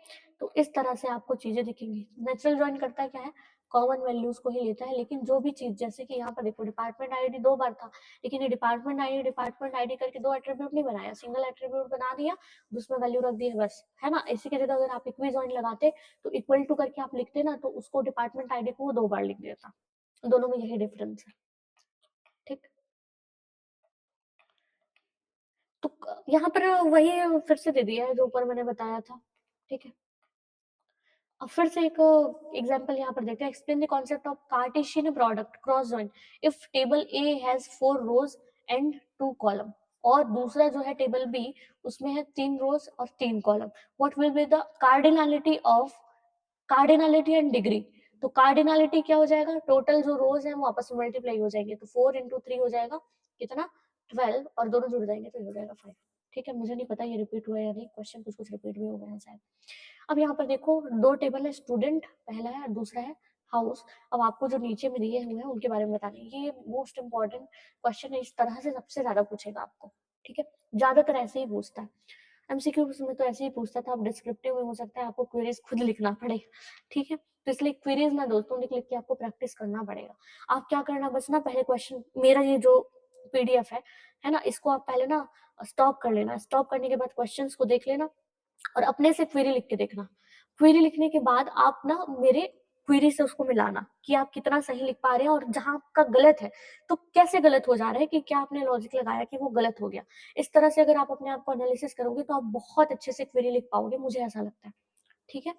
बाकी आप करके देखना और मुझे कमेंट में बताना क्या ये ट्रिक आपके लिए हेल्पफुल था। तो यहाँ पर पहला क्वेश्चन हो रहा है टू डिस्प्ले द नेम, जैसे यही बोल रही थी ना, वो क्या करेगा ना, आपको इस तरह से दे देगा, ये टू डिस्प्ले द नेम, इस तरह से। अब आपको इसका क्वेरी लिखना पड़ेगा दोस्तों, और इस तरह से क्वेश्चन आने की पॉसिबिलिटी ज्यादा है, ठीक है। इस तरह इसकी कम है कि क्वेरी लिख के दिया हुआ आउटपुट आपसे पूछे, हो सकता है ये आए पर कम आएगा, मुझे ऐसा लगता है आपको वही आएगा क्वेरी लिखने वाला। तो इस तरह से to display the name of student and their house name, केवल आपको क्या करना है, स्टूडेंट का नाम और स्टूडेंट का हाउस नंबर ये लिखना है, तो आपको लिखना पड़ेगा क्या, सिलेक्ट सिलेक्ट, उसके बाद लिखोगे क्या, नेम। अब ये स्टूडेंट नेम कहाँ से मिलेगा, तो स्टूडेंट टेबल से, ठीक है। तो आपको ये दोनों से लेना पड़ेगा, स्टूडेंट से और हाउस से। तो पहले आप चाहो तो स्टूडेंट को कुछ सिंबल दे सकते हो एस जैसा, हाउस को चाहे तो एच जैसा। फिर आप क्या लिख सकते हो, ये नीचे देखो यहाँ पर लिखा हुआ होगा सिलेक्ट स्टूडेंट डॉट नेम, ऐसा करके, क्योंकि नेम जो है वो स्टूडेंट टेबल का है। आप दोनों टेबल को मर्ज करके कुछ चीजें लेना चाह रहे हो ना, क्योंकि नाम जो है स्टूडेंट का यहाँ है ना, और हाउस का नेम कहाँ है, हाउस में। तो आप सीधे सीधे नहीं लिख सकते, तो आपको यहाँ पर बताना पड़ेगा कैसे, सिलेक्ट स्टूडेंट डॉट नेम कि स्टूडेंट टेबल से आपने नेम लिए है, कॉमा हाउस टेबल से आपने एच नेम लिया है, ठीक है। और फ्रॉम करके पहले आप टेबल नेम लिखते थे एक, लेकिन यहाँ दो टेबल है तो फ्रॉम करके स्टूडेंट कॉमा हाउस, ये लिखना, ठीक है। इसके बाद आपको क्या करना है, इन दोनों में जिनका बराबर होगा केवल उनको लिखाना है, ठीक है। जैसे यहाँ पर देखो दोनों में क्या बराबर है, हाउस आईडी। तो आपको बताना है कि जिसकी स्टूडेंट के हाउस आईडी अगर हाउस के हाउस आईडी के बराबर है तो केवल उन स्टूडेंट्स का आपको रिकॉर्ड लेना है। तो आपको लिखना पड़ेगा कि वेयर स्टूडेंट टेबल का हाउस आईडी हाउस टेबल के हाउस आईडी के बराबर हो उनका, ठीक। तो इसका जो आउटपुट है ना वो क्या आएगा मैं बताऊं, ये देखो हाउस आईडी है 10 20 और 30, 10 20 और ये 10 तो है, मतलब कि पायल जो है वो नहीं दिखाएगा, क्योंकि दोनों में से 10 और 20 तो है सिमिलर, है ना। लेकिन यहाँ पर ये जो है ये नल है, तो इसलिए ये इसका नहीं दिखाएगा आंसर, ठीक। और दूसरा जो है इसका नहीं दिखाएगा क्योंकि 30 भी नहीं था, है ना। जो कॉमन होता है इक्वल टू बोला है ना, जिसका स्टूडेंट का हाउस आईडी हाउस के हाउस आईडी के बराबर हो, मतलब दोनों में बराबर होनी चाहिए, मतलब आईडी कॉमन होनी चाहिए, केवल उनका दिखाएगा, 10 और 20 वाले का दिखाएगा बस, ठीक है, बाकियों का नहीं दिखाएगा। सेकंड क्वेश्चन बोला to display name of student who are in red house. तो आपको क्या लिखना पड़ेगा, पहले तो केवल क्या चाहिए आपको, तो केवल नेम चाहिए, ठीक है। तो आपको लिखना है केवल सिलेक्ट नेम फ्रॉम दोनों से, क्योंकि कुछ चीजें आप स्टूडेंट टेबल से लेंगे कुछ हाउस से लेंगे। तो मैं लिख रही हूँ स्टूडेंट को एस कर दी हूँ, अब स्टूडेंट स्टूडेंट ना लिख के मैं उसको एस लिखूंगी, और हाउस को मैं एच लिख दी हूँ, तो हाउस ना लिख के मैं उसके जगह में एच लिखूंगी। अब क्या लिख रही हूँ, देखो वेयर स्टूडेंट को एस बोल रही हूँ तो मैं लिख रही हूँ एस डॉट हाउस आईडी, मतलब स्टूडेंट का हाउस आईडी हाउस टेबल के हाउस आईडी के बराबर हो, और जो हाउस नेम होगा हाउस वाले टेबल का वो रेड होना चाहिए। दो चीजें बोले थे ना, पहले तो क्या होना चाहिए, रेड होना चाहिए उसका हाउस, ठीक। तो पहले तो दोनों को आपको मर्ज करना पड़ेगा, मर्ज करने के लिए आपने क्या कर दिया, ये लगा दिया कि दोनों का हाउस आईडी जो है वो बराबर होना चाहिए, तब ये अब टेबल हो गया मर्ज। अब उसमें से क्या चाहिए आपको वो निकाल लो, कि जब आपका हाउस नेम जो है रेड है केवल उनका ही दे दो इस तरह से, तब अब जो है यहाँ पर केवल क्या हो जाएगा, ये इसका जो है अब ये आउटपुट आपको मिल जाएगा। आपने केवल नेम बोला था ना, तो यहाँ स्टूडेंट का नेम आ जाएगा 10 वाले का, जो कि है क्या, रवि, ठीक। और अमित भी तो है, ठीक है, दोनों आ जाएंगे। अब यहाँ पर नेक्स्ट क्वेश्चन बोल रहे हैं to display roll number and name of student whose class is 12th using natural join. अब आपको क्या करना है, रोल नंबर चाहिए और नेम चाहिए, तो आप लिखोगे पहले क्या, select roll number name from दोनों टेबल से, है ना, स्टूडेंट नेचुरल जॉइन हाउस से। लेकिन आपको क्या कंडीशन देना है कि वेयर जो क्लास है, क्लास जो है वो 12th के बराबर, ठीक है। तो क्लास देख लो यहाँ पर भाई, क्लास क्लास क्लास क्लास जो है वो 12th के बराबर होना चाहिए, ये, ठीक।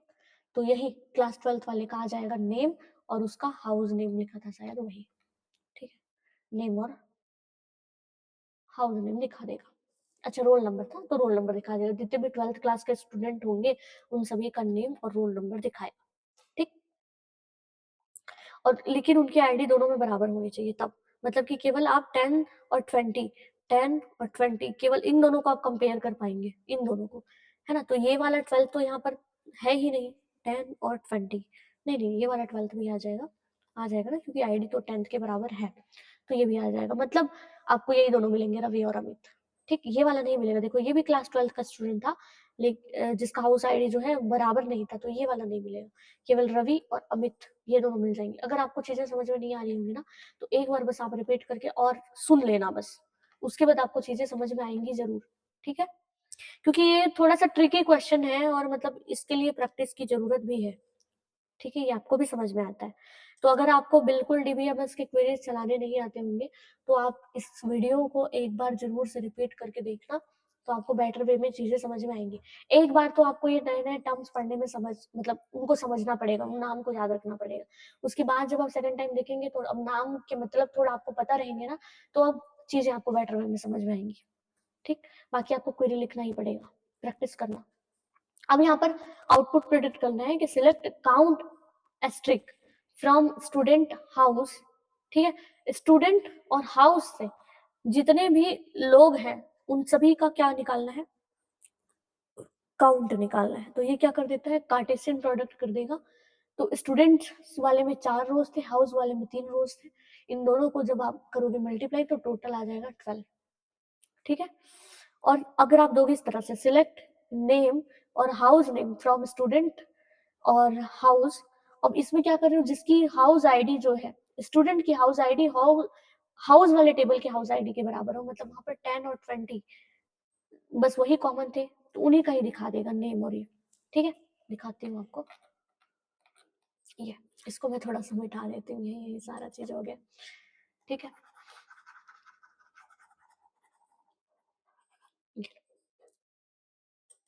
ठीक है, तो हाउस आईडी इनके बराबर हो, मतलब ये 10 और 20, इनका केवल नाम दिखाएगा आपको, ठीक है। तो नाम क्या था, रवि, सुमन, अमित, और भी कुछ पूछा था शायद, रोल नंबर या कुछ हाउस नेम बोला था शायद। तो ये आ जाएगा अर्पित और जॉन, ठीक है। अर्पित और जॉन आ जाएगा, और इसका भी हाउस आईडी क्या आ जाएगा, 20 वाले का जॉन ही आएगा, ठीक। हाउस नेम पूछा था दोस्तों, हाउस आईडी नहीं, हाउस नेम पूछा था, तो ये आ जाएगा रेड, ब्लू, ठीक। और अमित का क्या आएगा फिर, अमित का भी आ जाएगा रेड, ठीक। अ, रवि का जो है वो रेड आएगा, सुमन का जो है वो ब्लू आएगा, और अमित अमित का आईडी 10 था ना, इसलिए इसका भी रेड आ जाएगा, ठीक। ये अमित का भी 10 आ जाएगा, मतलब रेड आ जाएगा, ठीक है, समझ में आ गया होगा। अब आगे यहाँ पर यूनियन और यूनियन ऑल में क्या डिफरेंस है, जैसे कि मैं बताई थी कि यूनियन वाला जो है वो क्या करता है, डुप्लीकेट जो भी एट्रीब्यूट है उनको हटा देता है, लेकिन यूनियन ऑल करोगे ना तो वो डुप्लीकेट एट्रीब्यूट्स को भी ले लेगा। तो इसका उपयोग यूनियन वाले का बता रहे हैं कि इसका उपयोग दो या अधिक सिलेक्ट स्टेटमेंट के परिणाम को एक साथ कंबाइन करने के लिए करते थे, हाँ। या डुप्लीकेट रो को हमेशा हटा देता था, कैसे लगाते थे, select city from table 1 union करके दूसरा सिलेक्ट लगा देते थे, है ना। तो जितना भी सिटी रहेगा यहाँ पर उसको वो क्या कर देता था, एक एक बार लिख के दे देता था। लेकिन यूनियन ऑल क्या करेगा, ये सभी परिणाम को जोड़ता है, लेकिन जो डुप्लीकेट रो है उनको नहीं हटाएगा, उसको भी इंक्लूडिंग आपको देगा, ठीक है। जैसे यहाँ पर ए में मान लो 1 2 3 नाम के 3 एट्रीब्यूट होते हैं, और टेबल बी में 2 3 4 होते हैं। अगर आप ए यूनियन बी करते हैं ना, तो सभी एट्रीब्यूट को ये एक एक बार 1 2 3 4 लिख देता। लेकिन यूनियन ऑल क्या करेगा, ये मतलब एक एक बार लिखेगा, कॉमन चीजों को हटा देगा। जैसे 3 जो है यहाँ पर 2 बार लिखा है, 2 जो है यहाँ 2 बार लिखा है, लेकिन आप यहाँ पर देखो एक एक बार लिखा है। लेकिन यूनियन ऑल में सबको देगा, यूनियन ऑल में सबको देगा, और जितने बार है उतने बार देगा। तो यहाँ पर पहले लिखेगा 1 2 3 पूरा, उसके बाद 2 3 4 पूरा, ठीक है दोस्तों। आगे बढ़ते हैं। अब इसके बाद ना टेक्स्ट वाले फंक्शन आ जाएंगे एसक्यूएल के।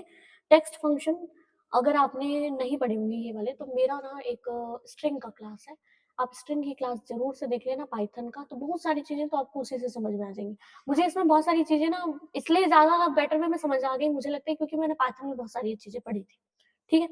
पहले यू केस, अपर केस वगैरह ये सब तो मैं स्ट्रिंग में ही पढ़ के आ गई थी, तो मेरे को काम इनके पता है। अगर आपको नहीं पता तो आप मेरी स्ट्रिंग वाली क्लास जरूर देख लेना, स्ट्रिंग बहुत इंपॉर्टेंट है। स्ट्रिंग मैनिपुलेशन या स्ट्रिंग ऑपरेशन से क्वेश्चन पूछा जाता है, स्ट्रिंग मेथड से भी क्वेश्चन पूछा जाता है।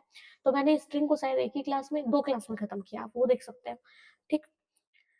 चलो तो पढ़ते हैं। यह फंक्शन दिए गए स्ट्रिंग के सभी अक्षरों को कैपिटल लेटर में बदलता है, कौन, अपर केस वाला। कैसे आपको लगाना है, तो आपको लगाना है यू केस और अंदर में स्ट्रिंग पास कर देना है, या अपर लगाना है और अंदर में स्ट्रिंग पास कर देना है। कैसे देखो, क्वेरी लगाई मैं सिलेक्ट अपर कंप्यूटर, तो ये कंप्यूटर को पूरा कर देगा कैपिटल लेटर में। और मैं सिलेक्ट यू केस अगर एसक्यूएल लिखी तो ये एसक्यूएल को भी कैपिटल लेटर में बदल देगा। लेकिन अगर आप नंबर दोगे तो भाई नंबर तो स्मॉल कैपिटल का सवाल ही नहीं होता, नंबर को एज इट इज दे देगा। तो वही बोल रहा है कि नंबर्स और सिंबल्स पर इसका कोई असर नहीं होगा, वो एज इट इज लिखा जाएगा। जो केवल लेटर है ना, वो लेटर अगर अपर केस दोगे तो अपर में चला जाएगा, ठीक है दोस्तों। अब एल केस क्या कर देगा, लोअर में चला जाएगा। ठीक है, लगाने का तरीका वही है, या तो लोअर लगा लो या तो एल केस लगा लो। जैसे इंटरनेट दिया हो तो इंटरनेट में क्या लिखोगे, सिलेक्ट लोअर इंटरनेट, तो ये इंटरनेट को पूरा स्मॉल लेटर में लिख देगा। या फिर एल केस करके आप एग्जाम दोगे ना, तो इन सभी को ये स्मॉल लेटर में कर देगा। अब वही नंबर्स पे काम नहीं करेगा, ये नंबर को एज इट इज रहेगा, और यहाँ लोअर में दे दी थी क्लास में, तो सभी को स्मॉल लेटर में लिख देगा। ठीक है, इस तरह से काम करेगा। ये मैंने यहाँ पर डायग्राम के फॉर्म में भी बता दिया। देखो, अपर केस लगाओगे पूरा अपर हो जाएगा, लोअर केस लगाओगे। अब यहाँ पर मुझे बताओ, अगर मैं इस तरह से लगाई तब क्या होगा भैया। मैं पहले तो इन सभी को लोअर में कन्वर्ट करी, और जितना भी था उन सभी को अब अपर में कर दी, मतलब कि वो पूरा कंप्यूटर जो है वो कैपिटल में आ जाएगा। ठीक है, अब यहाँ पर क्या कर रहे हो, 10th बोर्ड लिखे हो, अपर केस में डाल दिए, तो ये TH और बोर्ड जो है वो पूरा कैपिटल में लिखा जाएगा। देखो, TH और बोर्ड ये पूरा कैपिटल में लिखा जाएगा। अब यहाँ पर हम लोग एक्सट्रैक्टिंग सबस्ट्रिंग, पूरे सबस्ट्रिंग को नहीं चाहते, केवल सबस्ट्रिंग के कुछ पार्ट को अगर हम एक्सेस करना चाह रहे हैं ना, तब ये लगाते हैं। ठीक है, ये वाला ऑपरेशन भी मैंने वहां पर स्ट्रिंग में पढ़ा है। तो किसी बड़े स्ट्रिंग के बीच में केवल उसके सबस्ट्रिंग का पार्ट अगर आप चाहते हैं, तब आप ये 3 लगा सकते हैं, मिड, सब, str, ये सबस्ट्रिंग तीनों एक जैसे काम करते हैं। मैं आपको लगा के दिखाती हूँ। ठीक है,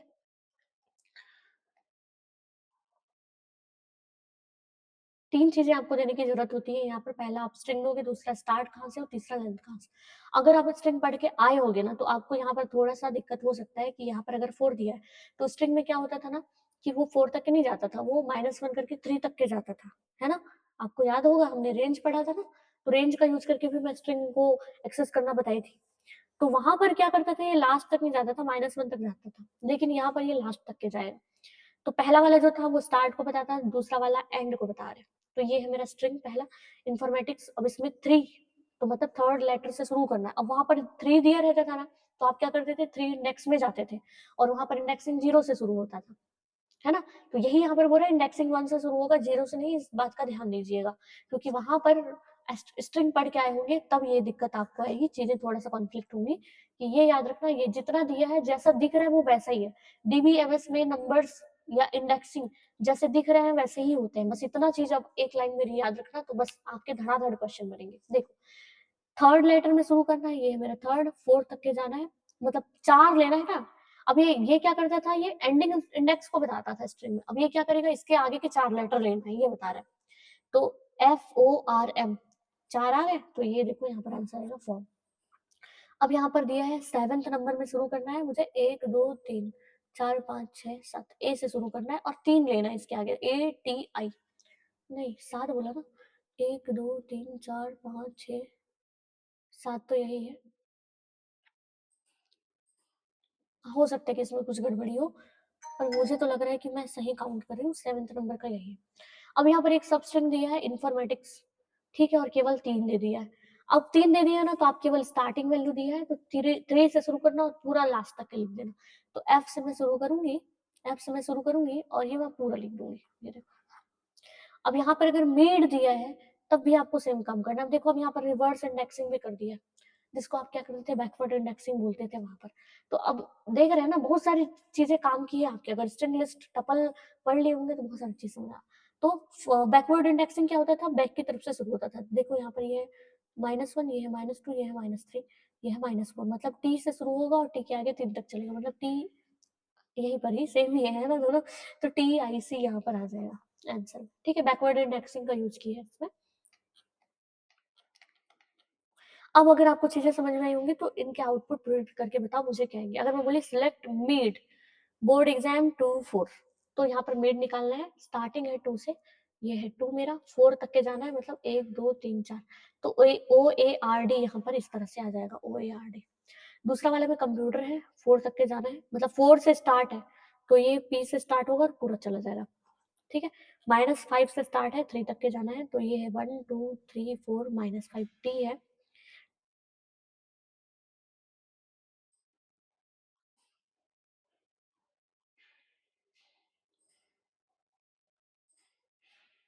अच्छा, ये सबस्ट्रिंग में ले रही थी मैं। मेरी मति मारी गई है। चलो शुरू करो, -1 -2 -3 -4, मैडम क्या कर दे रहे हो आप, ये ऐसा वाला BOA है ना, तो ये आंसर पे आ जाएगा। चलो, कॉमन मिस्टेक क्या हो जाते हैं, तो वही बोली थी, पाइथन में इंडेक्सिंग 0 से शुरू होता है, लेकिन एसक्यूएल में 1 से होगा, इस चीज़ का ध्यान रखना है। यहाँ पर पाइथन में अगर 2 5 लिखे हो, तो वो 2 से स्टार्ट होता था इंडेक्सिंग और जाता था 4 तक के, है ना? 5th को नहीं लेता था, लेकिन ऐसा कुछ नहीं है यहाँ पर, सेकंड इंडेक्सिंग में जाना है और आगे के 5 नंबर्स को लेगा, 5 अक्षर को लेगा ये, ठीक है?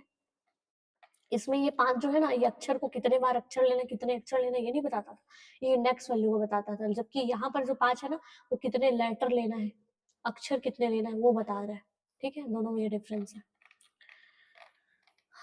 दोस्तों ज़रूर से सब्सक्राइब करो चैनल को, अपने दोस्तों के साथ इस वीडियो को शेयर करो और आज की वीडियो को लाइक ज़रूर करना। चलो अब इसके बाद हम लोग पढ़ते हैं लिस्ट, मतलब स्ट्रिंग मैनिपुलेशन फंक्शन। ये फंक्शंस मैंने स्ट्रिंग लिस्ट टपल में भी पढ़ा है। तो पहला है लेंथ फंक्शन, वहां पर मैंने लेन बताया था ऐसा, यहाँ पर पूरा लेंथ यूज होगा। तो आप याद रखना कि आप पाइथन का क्वेश्चन कर रहे हो कि आप एसक्यूएल का क्वेश्चन कर रहे हो, ठीक है? तो ये क्या करता है, स्ट्रिंग की लंबाई को बताएगा, मतलब कितने कैरेक्टर हैं उन अक्षर को गिन के आपको बता देता है। ये इंक्लूडिंग स्पेस और सिंबल्स वगैरह को भी काउंट करता है, ये आपको पता है। लेंथ में भी सेम काम करता है। अब इसको लगाना कैसे होता है, तो लेंथ के अंदर स्ट्रिंग पास करना होता है बस। तो सिलेक्ट लेंथ, और यहाँ पर कैपिटल में था लेंथ, इसके अंदर मैंने दी कंप्यूटर, तो ये टोटल लेंथ काउंट कर देगा 1 2 3 4 5 6 7 8 आंसर देगा। और इसमें स्पेस को भी काउंट कर लिया, तो ये दे देगा 5, ठीक? अब अगर इस तरह से आप लेफ्ट और राइट का यूज करोगे ना, तो ये क्या करता है, लेफ्ट साइड से उन अक्षर्स को लेता है या राइट साइड से उन अक्षर्स को लेता है। लगाने का तरीका सेम है।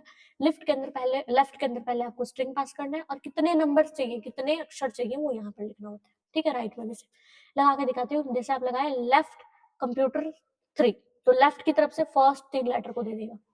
और अगर आप राइट लगा दिए हो 3, तो राइट की तरफ से फर्स्ट 3 TER को दे देगा।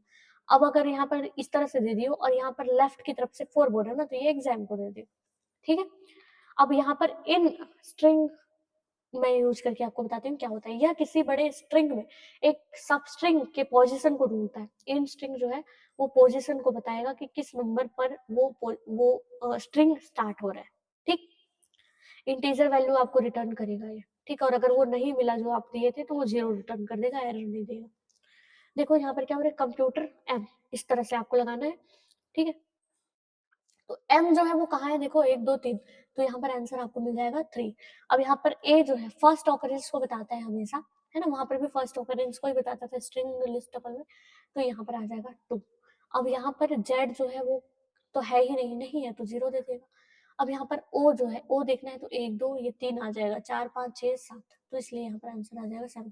फर्स्ट ऑकरेंस को बताएगा अगर वो वैल्यू डबल है, ठीक है? अब मुझे लगता है ये चीजें आपको समझ में आ गई हैं दोस्तों। तो ये मैं आपको थोड़ा स्लो कर देती हूँ, आप स्टॉप करके प्रैक्टिस कर सकते हैं, ठीक है? अब यहाँ पर हम लोग फटाफट यहाँ से शुरू कर देते हैं। अब यहाँ पर लेंथ निकालना है, लेंथ क्या हो जाएगा, 4 5 6 7 ये 8।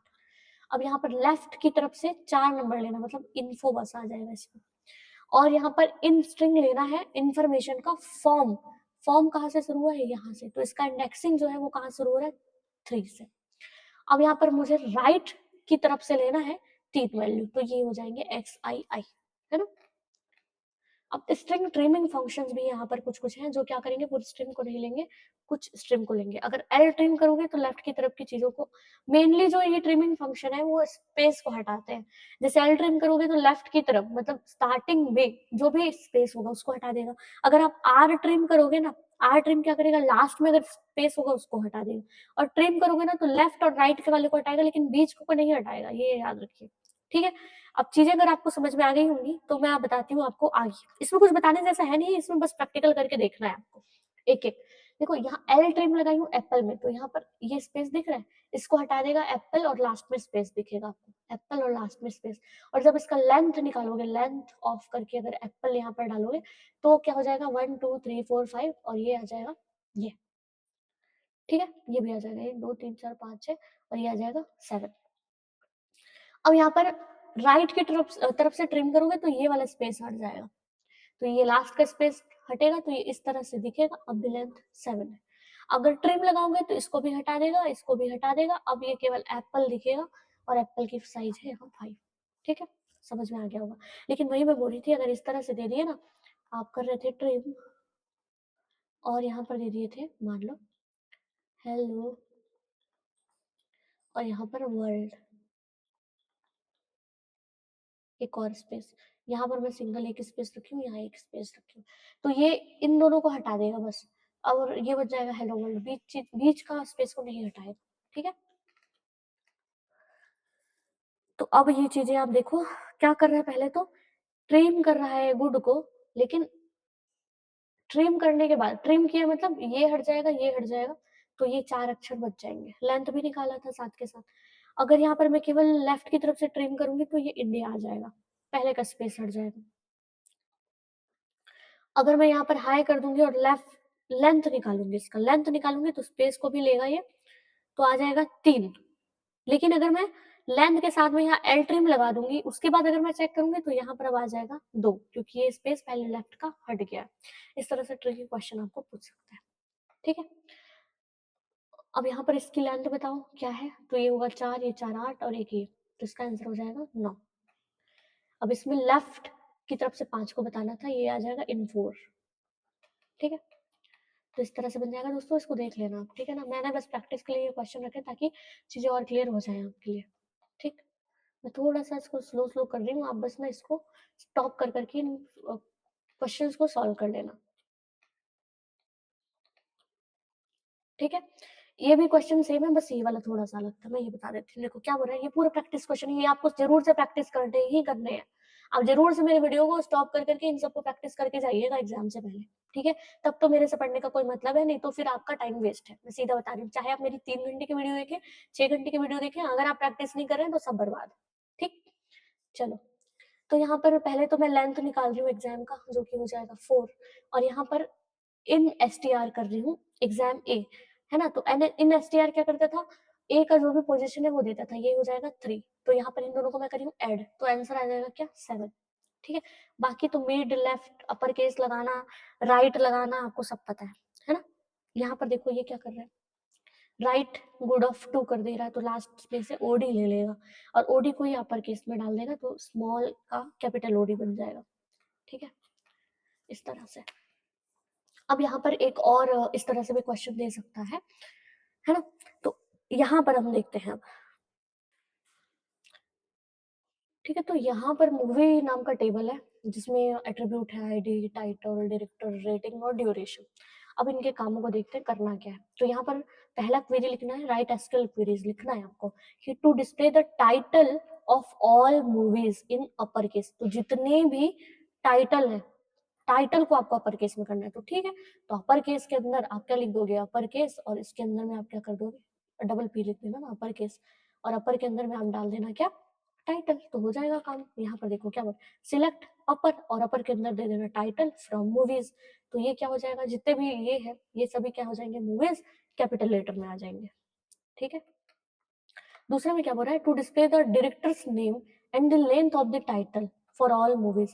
पहले तो डायरेक्टर का name, display the director name, पहले डिस्प्ले करना है director name, and the length of the title, और टाइटल का लेंथ आपको निकालना है। तो लेंथ निकालने के लिए आपको पता है लेंथ फंक्शन लगाना पड़ेगा, लेंथ फंक्शन के अंदर आप टाइटल लगा देना, तो फिर आपको दिख जाएगा। कैसे करेंगे, तो सिलेक्ट पहले तो डायरेक्टर, अब लेंथ निकालना है टाइटल का, तो टाइटल लेंथ फ्रॉम मूवीज, तो यहाँ पर पहले तो लिखेगा डायरेक्टर, डायरेक्टर नाम का आ जाएगा और इसमें डायरेक्टर का नाम लिखा रहेगा, और दूसरा जो है वो आ जाएगा लेंथ, मतलब टाइटल, है ना, टाइटल ही आएगा भैया। और टाइटल में क्या है, यहाँ लेंथ लिखा रहेगा 2 3 इस तरह से, ठीक। तीसरा जो है, to display the title of movie where the directors name ends with I. अब आपको यहाँ पर वेयर क्लॉज लगाना पड़ेगा, आपको लिखना पड़ेगा सिलेक्ट टाइटल, ठीक है, फ्रॉम मूवीज, और वेयर करके आप लिखोगे क्या, नेम लाइक करके, एंड विथ आई है, मतलब कि आपको क्या करना पड़ेगा, एंड विथ आई, इस तरह, ठीक। तो यहाँ पर लिखो select title from movie where, आप ऐसा भी लिख सकते हो, वेयर राइट करके, अगर ये क्वेश्चन में इस तरह से दे दिया और बोला आउटपुट निकालो, तो फिर आप, अरे भाई ये क्या हो गया, ऐसा मत सोचना। डायरेक्टर ऑफ 1 लिखा है ना, तो 1 इक्वल टू आई, इस तरह से भी वो लिख सकता है, ठीक है। तो ऐसा भी वो कर सकता है, आप याद रखना इस चीज को, वरना अपना वाला तो अपना सेट है भैया, हम जानते हैं फ्रॉम वेयर करके डायरेक्टर लाइक करके यहाँ पर लिख देगा हम ये, तब भी हमारा आंसर आ जाएगा। इस वाले को आपको ध्यान रखना पड़ेगा, ठीक है। नेक्स्ट क्वेश्चन क्या बोल रहा है, to display the first 3 character of the title. 3 character बस दिखाना है टाइटल का, पूरा नहीं, ठीक है? अब आपको ट्रिम करना पड़ेगा। And the last 3 character of the directors name, मतलब टाइटल का फर्स्ट 3 कैरेक्टर दिखे और डायरेक्टर के नेम का लास्ट 3 कैरेक्टर दिखे। तो आपको करना पड़ेगा क्या कि अपना वाला पहले कर लेंगे, ये जैसे अपन करते थे, है ना? आप यहाँ पर क्या लिख सकते हो, लेफ्ट से आपको 3 चीजें दिखनी चाहिए, तो आपको लिखना है लेफ्ट, और लेफ्ट के बाद में आपको क्या करना है, 2 चीजें। पहला तो जो स्ट्रिंग है वो तो आप टाइटल पास कर देना और लिख देना 3, तो लेफ्ट से 3 आपको दिख जाएगा। जैसे टाइटल पहला जो होगा, टाइटल 1, जैसे यहाँ पर है द लॉयन किंग, तो यहाँ पर केवल द दिखेगा, ठीक है? इस तरह। और डायरेक्टर से क्या करना था, लास्ट के 3 कैरेक्टर लेने थे, तो डायरेक्टर पास कर देना राइट के अंदर और दे देना लास्ट के 3, बस। तो ये लास्ट के 3 दिखाएगा। जैसे पहला वाला जो रहेगा ना, इसका जो दिखाएगा, ये दिखाएगा ए, ई ए यू, ये आंसर में आएगा, ठीक। अब फोर्थ तक ही तो था, फिफ्थ कहाँ से आ गया? अच्छा, इसको प्रिडिक्ट करना है आपको आउटपुट। आउटपुट बताओ क्या आएगा। यहाँ बोले सिलेक्ट इन स्ट्रिंग टाइटल ए, मतलब समझ रहे हो ना, ये क्या करेगा, इन स्ट्रिंग है, इन स्ट्रिंग क्या करेगा, ए को चेक करेगा, ए इसमें है कि नहीं। और क्या, from movie where ID equal to 102, अब ये इसी को चेक करेगा जिसकी आईडी 102 होगी उनमें, ठीक है?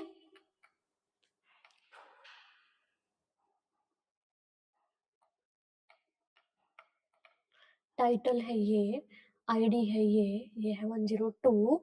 अब इसमें हमको चेक करना था क्या, ए चेक करना था, तो ये फर्स्ट जो ए है ना, ए ही चेक करना था ना, क्या चेक करना था, एक बार मैं देख लूं बस। ए, ए चेक करना था, तो ए जो फर्स्ट ऑकरेंस है ए का वो है ये, और इसका पोजीशन है 2, तो इसका जो आंसर मिलेगा आपको यही मिल जाएगा यहाँ पर 2, ठीक है? ये दंगल में पहला जो है ए दूसरे स्थान पर है। अब यहाँ पर इसका आउटपुट बताओ कि मेड निकाल रहा है डायरेक्टर, 2 से 3, मतलब सेकंड वाले से शुरू होगा आई से और 3 लेटर आगे जाएगा आई आर ई, लेकिन किसका केवल, अरे डायरेक्टर में नहीं, मतलब डायरेक्टर वाले टेबल में, अरे मेरा भी दिमाग ना, where ID equal to 104, ID equal to 104, ID equal to 104, ये, ठीक है? और इसमें आपको क्या करना है, डायरेक्टर, ये कैमरामैन, तो कैमरॉन,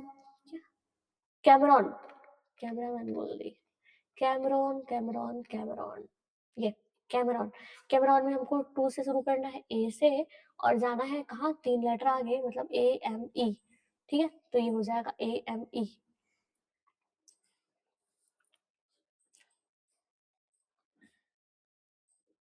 ए एम ई, ये आ जाएगा आंसर। अब हम लोग ना वो फंक्शन खत्म हो गए, स्ट्रिंग वाले, टेक्स्ट और स्ट्रिंग वाले बहुत सारे फंक्शन है, लेकिन उसको आपको याद रखना पड़ेगा, एमसीक्यूज में भी काम आएंगे। और जिस तरह से क्वेरीज वगैरह दिया है मान लो, या क्वेरीज लिखना है, तब भी वो फंक्शंस आपको आना चाहिए, तभी आप लिख पाएंगे या क्वेरी को आउटपुट में बता पाएंगे क्या आउटपुट आएगा, ठीक है? अब इसके बाद हम लोग पढ़ते हैं एसक्यूएल की कुछ और फंक्शन, जिसमें से है डेट और टाइम फंक्शन, ठीक है? तो ये करते क्या है, डेट एंड टाइम फंक्शन, ये करेंट डेट और टाइम को बताते हैं। जैसे अगर आप नाउ फंक्शन लिखाओ, नाउ फंक्शन का यूज करोगे तो ये करेंट डेट और टाइम को बताएगा, या सिस्टम की करेंट डेट और टाइम को एक साथ बताएगा। फॉर्मेट इस तरह से रहेगा, पहले ईयर, फिर मंथ, फिर डे, और इसके बगल में दिखाएगा आपको टाइम, जिसमें पहले आर रहेगा, फिर मंथ रहेगा, फिर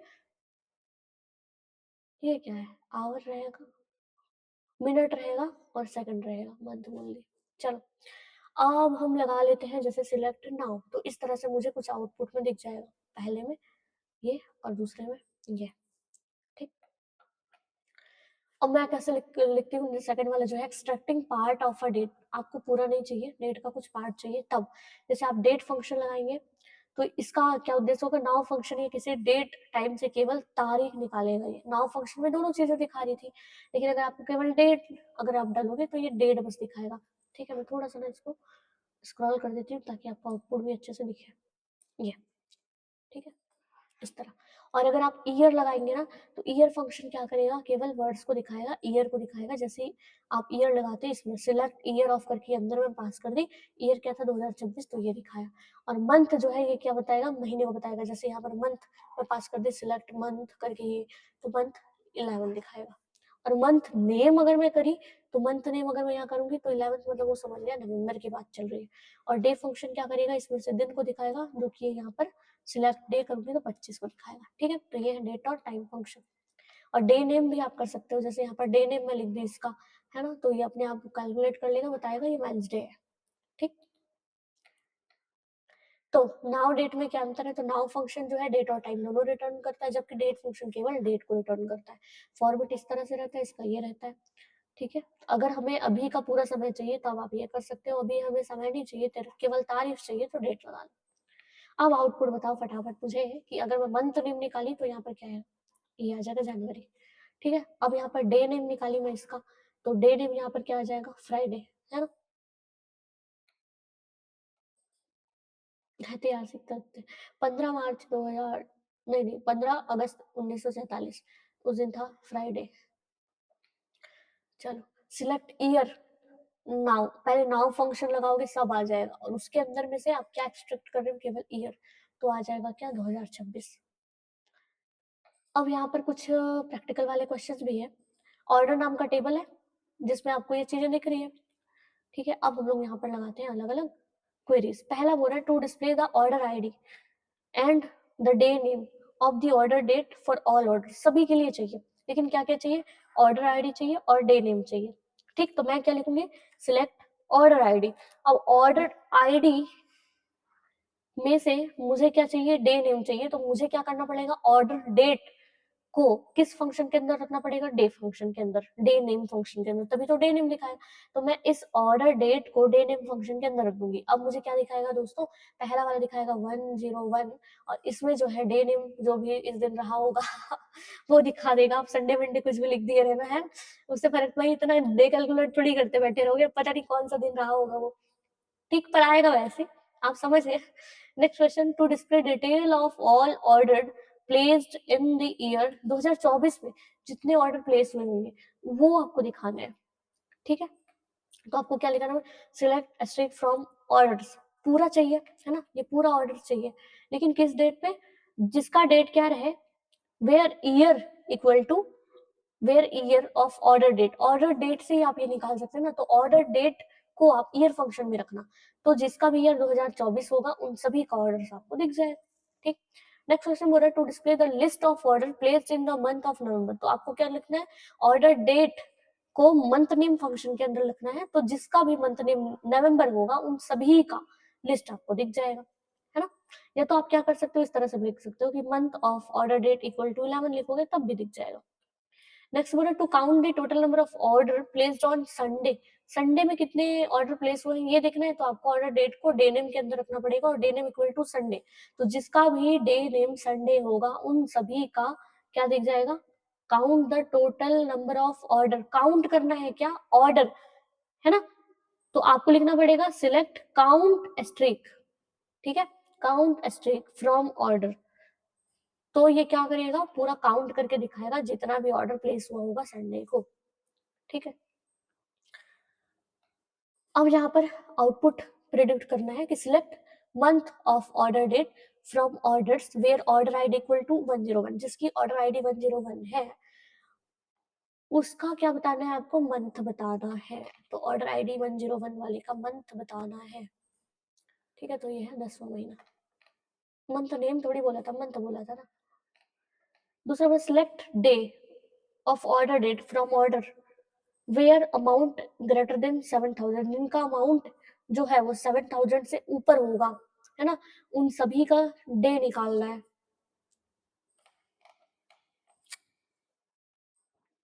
ये 7,000 के ऊपर है, इनका डे निकालना है, डे कौन सा है, ये।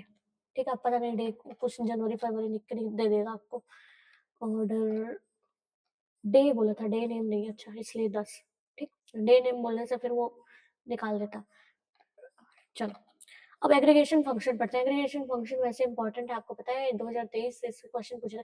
वैसे ना मैंने तो देखे कि बहुत सारे टॉपिक्स जो इस बार सिलेबस में है ना उनसे क्वेश्चन बने हुए ही हैं, जैसे डेट वगैरह नाउ वगैरह फंक्शन का भी बना हुआ था ही, है ना, स्ट्रिंग ट्रिमिंग का फंक्शन भी था ही, अपर केस लोअर केस का भी था ही, तो इसलिए आपको ना, और मैं ना टू द पॉइंट रखने की कोशिश करी हूँ। मैंने प्रैक्टिकल ज़्यादा यहाँ पर रखे हैं, और उसका रीज़न मैंने आपको बताया है कि जब तक आप प्रैक्टिकल नहीं करेंगे, चीज़ों को नहीं समझेंगे, तब तक के कोई मतलब नहीं है। क्योंकि आप ना ही क्वेरी लिख पाएँगे वहाँ पर जाकर, और ना ही क्वेरी की आउटपुट निकाल पाएँगे। ठीक है? तो ज़्यादा से ज़्यादा प्रैक्टिकल क्वेश्चन करिए। अगर आप प्रैक्टिकल करके नहीं देख रहे हैं, तो भी आप प्रैक्टिकल क्वेश्चन को लिख-लिख कर प्रैक्टिस तो कर ही सकते हैं एटलीस्ट, है ना? चलो। तो डेफिनेशन, ये ऐसे फंक्शन है जो डेटा की मल्टीपल रोज पर काम करते हैं। मल्टीपल रोज पर काम करेंगे, लेकिन आउटपुट हमेशा आपको सिंगल देंगे। ठीक है? जैसे एवरेज निकालना है, सम निकालना है, तो ये तो मल्टीपल रोज पे काम करेगा, लेकिन आउटपुट आपको एक ही देगा, और ज्यादातर वो आउटपुट जो होगा वो इंटीजर के फॉर्म में होगा। ठीक है? जैसे आपको पूरी क्लास के मार्क्स का औसत निकालना है, एवरेज निकालना है। ठीक है? काउंट एस्टेरिक को छोड़कर सभी इंटीग्रेटेड फंक्शन नल वैल्यूज को इग्नोर कर देते हैं। नल वैल्यू जो भी रहेगा उसको इग्नोर कर देगा। अगर आप काउंट फंक्शन लगाओगे ना, काउंट फंक्शन लगाओगे, तो इसके अंदर ये नल वाले वैल्यूज को भी ले लेता है, लेकिन अगर आप एस्टेरिक लगा दोगे तो नल वैल्यूज को इग्नोर कर देता है। ये भी कई बार इंपॉर्टेंट है, पूछा जा सकता है, नल वैल्यूज नहीं लेता ये। ठीक। तो यहाँ पर मैं क्या करी हूँ, एक सेल्स नाम का टेबल रखी हूँ, सेल्स आईडी है, अमाउंट है, सिटी है। ठीक है? अब इसमें मैं क्या करूंगी ना, सभी क्वेरीज चला चला के आपको दिखाऊंगी, जिसमें से सबसे पहला रहेगा मैक्स। तो मैक्स क्या करता है, ये सबसे बड़ी वैल्यू निकालेगा। मैं बोली सिलेक्ट मैक्स ऑफ अमाउंट, तो यहाँ पर अमाउंट देखिए ये, अब इसमें मैक्स अमाउंट है ये, अब इसमें से मैक्सिमम अमाउंट किसका है ये आप देख लो, तो मैक्सिमम अमाउंट है इसका। ठीक है? तो ये जो है ये वाला आपको दिख जाएगा 3000। ठीक। अब यहाँ पर मिनिमम है, तो मिनिमम अमाउंट, इसमें से मिनिमम अमाउंट है 1000 है, नल भी है 1000। ठीक है? तो 1000 को लेगा ये। ठीक। अब सम जो है वो सभी वैल्यूज को जोड़ देगा, जितना भी अमाउंट है इस तरह से सबको जोड़ देगा, नल को हटा देगा। एवरेज करोगे तो सभी अमाउंट्स को लेगा, लेकिन जब ये आ, वो करेगा, एवरेज करेगा ना, नंबर ऑफ, पहले तो सम करेगा, तो सम करने के बाद वो क्या करेगा, डिवाइड करेगा। तो डिवाइड करेगा किससे, 4 से, जितने वैल्यूज है उससे ही वो क्या करेगा, डिवाइड करेगा। ऐसा नहीं है कि यहाँ पर, जैसे मैं दिखाती हूँ किसकी बात करें, अमाउंट की बात करें, तो अमाउंट में जैसे ये 4 नंबर है ना, तो 5वां नंबर नहीं है मान लो, तो जब आप ये चारों को जोड़ोगे तो इन चारों को ही 4 से डिवाइड करोगे, ना कि 5 से। ये याद रखना आप। ठीक है? जितने नंबर्स को जोड़ते हैं आप, उतने नंबर से ही उसको डिवाइड करते हैं। नल को तो जोड़ ही नहीं रहे हो, तो नल को थोड़े डिवाइड करोगे, है ना? तो ये होगा एवरेज। और काउंट ऑफ कॉलम निकालोगे, तो कितने कॉलम है वो काउंट हो जाएंगे किसके, अमाउंट के। तो अमाउंट, सिलेक्ट अमाउंट, कितने हैं अमाउंट में वैल्यूज, तो ये है 1 2 3 4, तो ये आ जाएंगे 4। नल को नहीं गिनेगा, नल को क्या कर देगा, ये इग्नोर कर देगा। ठीक है? और लेकिन ये क्या करता है, यही जो है वो नल को लेता है। बाकी जितना भी हम ऑपरेशन किए, जैसे कि मैक्स किए, मीन किए, मिनिमम में भी आप देखिए नल ले सकता था, लेकिन नल नहीं लिया क्योंकि वो नल को इग्नोर करता है। ठीक है? तो केवल कौन इग्नोर नहीं करेगा, ये काउंट एस्टेरिक वाला जो है ये सभी को लेगा, नल वाले को भी लेगा। तो जैसे कि काउंट एस्टेरिक अगर आप कर दोगे तो नल वैल्यूज भी ले लिए, तभी तो आपको अमाउंट में यहाँ पर क्या दिख रहा है, 5 दिख रहा है। ठीक है? और टेबल में कुल कितनी पंक्तियां है यह गिनता है। ठीक है? कितने रोज है टोटल वो गिन लेगा। यहाँ पर कितने रोज थे, 5 रोज थे, तो 5 रोज को काउंट कर दिया है। ठीक है? तो ये जो है एग्रीगेशन फंक्शन बहुत ज्यादा इंपॉर्टेंट है। इससे रिलेटेड क्वेश्चन एक ऊपर में आया था, है ना, मैंने कुछ तो क्वेरी रखा था, तो उन क्वेरीज को आप लगा के दोस्तों एक बार देख लेना। ठीक है? अब यहाँ पर हम लोग देखते हैं काउंट एस्ट्रिक और काउंट कॉलम, इन दोनों में डिफरेंस क्या है। तो मैं बोली एस्ट्रिक जो है वो सभी को पंक्ति को गिनेगा, लेकिन ये केवल नॉट नल वाली पंक्ति को गिनता है। ये नल वैल्यूज को भी गिनता है और ये नल वैल्यूज को नहीं गिनता। ये फास्ट होता है क्योंकि इसमें कॉलम में वैल्यू चेक करना नहीं पड़ता है कि वैल्यू इक्वल टू नल और नॉट नहीं चेक करोगे, लेकिन इसमें हर वैल्यू को चेक करेगा क्या वो नल के बराबर है या नहीं। अगर वो नल के बराबर है तो उस वैल्यू को काउंट नहीं करेगा, अगर वो नल के बराबर नहीं है तभी वैल्यू को काउंट करेगा। ठीक है ना? अब एग्जाम्पल अगर आप देखो तो ऊपर वाले टेबल में 5 जो आ रहा था वो एग्जाम्पल था टोटल, है ना, लेकिन यहाँ पर अगर वहां पर रो देखो तो वो 4 आ जाएगा। ठीक।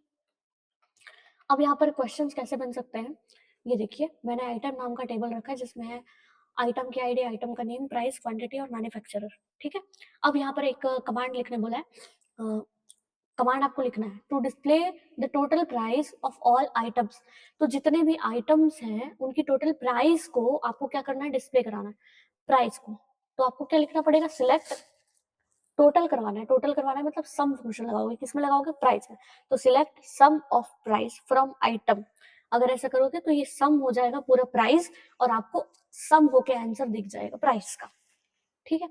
नेक्स्ट वाला बोला to display the highest and lowest price of item, item ये प्राइस, प्राइस का लोवेस्ट और हाईएस्ट देखने के लिए आपको क्या करना पड़ेगा, मैक्स के अंदर प्राइस को रखना पड़ेगा और मीन के अंदर प्राइस को रखना पड़ेगा, तो आपको मैक्सिमम और मिनिमम दिख जाएगा। देखो, select max price comma mean price for item from item, ठीक है। नेक्स्ट बोल रहा है to count the total number of item manufactured by Dell. Dell ने जितने भी मैन्युफैक्चरिंग किया उनके लिए लिखना पड़ेगा, तो आपको यहाँ पर क्या लिखना पड़ेगा, मैन्युफैक्चरर इक्वल टू डेल लिखना पड़ेगा और उनको काउंट फंक्शन के अंदर रखना पड़ेगा, ठीक है। और काउंट एस्टेरिक रखना ताकि वो नल वैल्यूज को भी निकाल के दे दे, है ना। काउंट करना है टोटल नंबर ऑफ आइटम पर, तो यहाँ पर डेल जो है ये है एक डेल, ये है एक डेल, तो यहाँ से नल वैल्यूज को भी काउंट करेगा वही ना, इसलिए हमने एस्टेरिक लगाया है, तो काउंटिंग क्या हो जाएगी यहाँ पर 2 हो जाएगी, आंसर यहाँ पर 2 मिल जाएगा। To calculate the average quantity of item, average निकालना है किसका, पूरे आइटम्स का, ठीक है, एवरेज क्वांटिटी, तो क्वांटिटी ये है, क्वांटिटी को आपको एवरेज फंक्शन के अंदर लिखना है, तो एवरेज के अंदर ये लगा देगा तो पूरा निकल जाएगा, लेकिन ये 1 2 3 4 नहीं ये ठीक है, इन चारों को जोड़ेगा और 4 से डिवाइड कर देगा और आंसर आपको दे देगा, ठीक है। लेकिन लिखोगे कैसे इसको, select average of quantity from item, ठीक है, तो ये एवरेज कर देगा। और यहाँ पर देखो, सम को बस आपको ऐसे लिखना है, मैक्स को आपको ऐसे ही लिखना है, मीन को आपको ऐसे ही लिखना है, काउंट में आप देख लो अगर आपको नल वैल्यू चाहिए नहीं चाहिए, ठीक है। और यहाँ पर एवरेज जो लिखोगे उसको AVG ऐसे लिखोगे, ठीक है, पूरा एवरेज मत लिख देना कि लिख के आ गए पूरा एवरेज, ऐसे नहीं लिखना, एवरेज ऐसे नहीं लिखना है, ऐसा लिखना है एवरेज AVG, ठीक है। अब मुझे लगता है काफी हद तक आपको चीजें समझ में आ रही होंगी। अब हम लोग प्रिडिक्शन लगाते हैं आउटपुट का, जैसे select count distinct manufacturer, manufacturer वो भी कैसे डिस्टिंक्ट, मतलब कि हर मैन्युफैक्चरर को एक बार लेगा फ्रॉम आइटम, तो आप काउंट कर लो मैन्युफैक्चरर कितने हैं, काउंट फंक्शन के अंदर ये आ गया, एक तो हो गया डेल, एक हो गया HP, एक हो गया LG, बस 3 है, तो आंसर जो है इसका आ जाएगा 3। दूसरा में select count asterisk minus count quantity from item, अब ये क्या आ जाएगा, ठीक है। तो जब आप काउंट एस्ट्रिक करेंगे तो टोटल वहां पर रोज है 5, क्वांटिटी में काउंट करोगे तो कितना आ जाएगा, 1 2 3 4 5, नहीं नल वाला को तो नहीं लेगा ना, तो 4 आएगा, 4 आएगा। काउंट एस्ट्रिक के अंदर थोड़ी रखे हो भाई आप, तो ऐसे रख दिए हो तो 4 आ जाएगा इसमें, तो 5 - 4 1, तो इसका आउटपुट इसलिए यहाँ पर आ जाए 1, ठीक।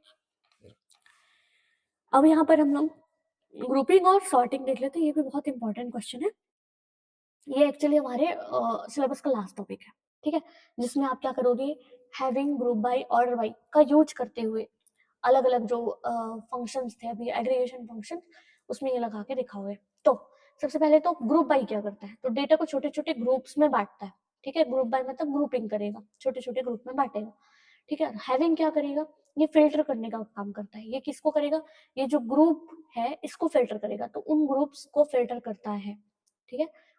और ये क्या करेगा, ऑर्डर बाय जो है, अब ये फाइनल रिजल्ट को सॉर्ट करेगा, ऑर्डर बाय मैं पहले भी यूज करके दिखाई हूँ, आप नहीं देंगे यहाँ बाय डिफॉल्ट तो वो असेंडिंग ऑर्डर में करेगा, ये तो आपको DESC इक्वल टू करके जिसको भी आप करना चाहते हैं उसको आपको सामने में लिखना पड़ेगा, ऑर्डर बाय करके कॉलम नेम और DESC ऐसे लिख रहे थे, है ना।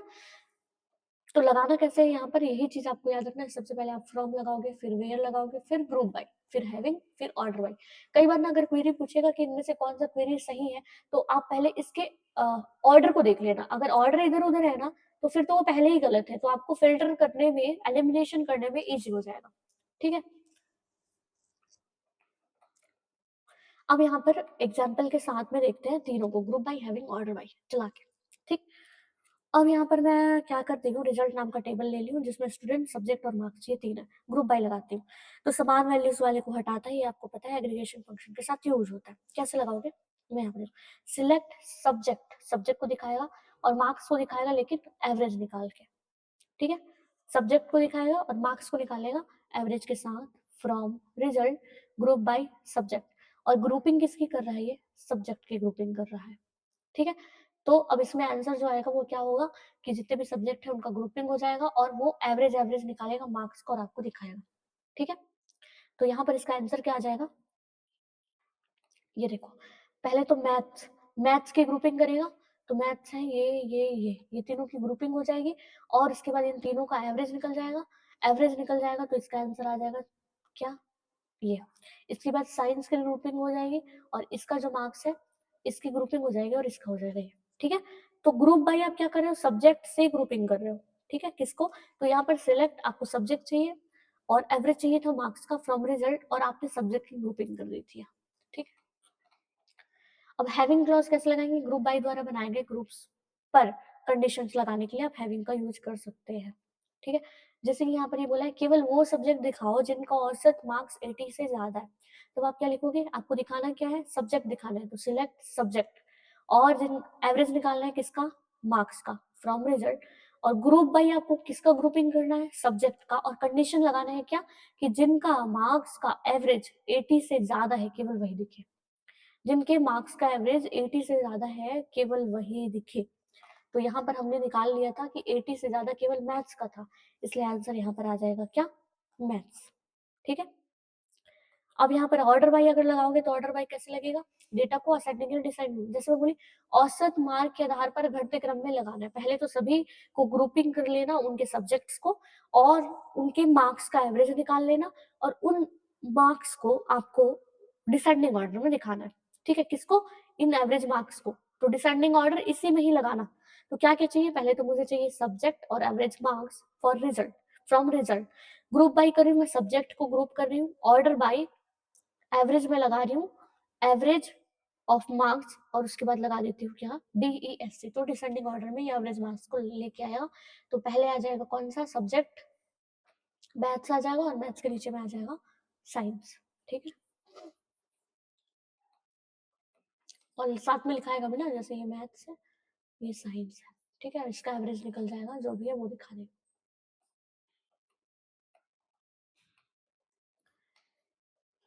अब यहाँ पर पूछ रहा है वेयर और हैविंग में क्या डिफरेंस है, तो यह रो को फिल्टर करने का काम करता था वेयर, जबकि हैविंग क्या करेगा, ग्रुप को फिल्टर करना होगा। जब भी आप हैविंग ज्यादा ग्रुप बाय के साथ यूज करते हैं। ठीक है, ग्रुप बाय से पहले लगाना पड़ता है, पहले आप वेयर लगाओगे उसके बाद ग्रुप बाय लगाओगे, और ग्रुप बाय के बाद, मतलब यहाँ पर बोल रहे हैं वेयर के बाद, वेयर जो है उसके बाद आप लिखोगे क्या, ग्रुप बाय से पहले लगाना पड़ता है किसको, वेयर को, तो ग्रुप बाय अगर नीचे लिखा है तो वेयर ऊपर लिखा रहेगा, हमेशा ऐसे ही पूरा ऊपर भी देख सकते हैं आप, वेयर पहले लिखा रहेगा फिर कहीं पर ग्रुप बाय लिखा हुआ होगा, अगर हम लोग वेयर यूज किए होंगे तो, अदरवाइज तो नहीं दिखेगा, नहीं यूज नहीं किया नहीं दिखा।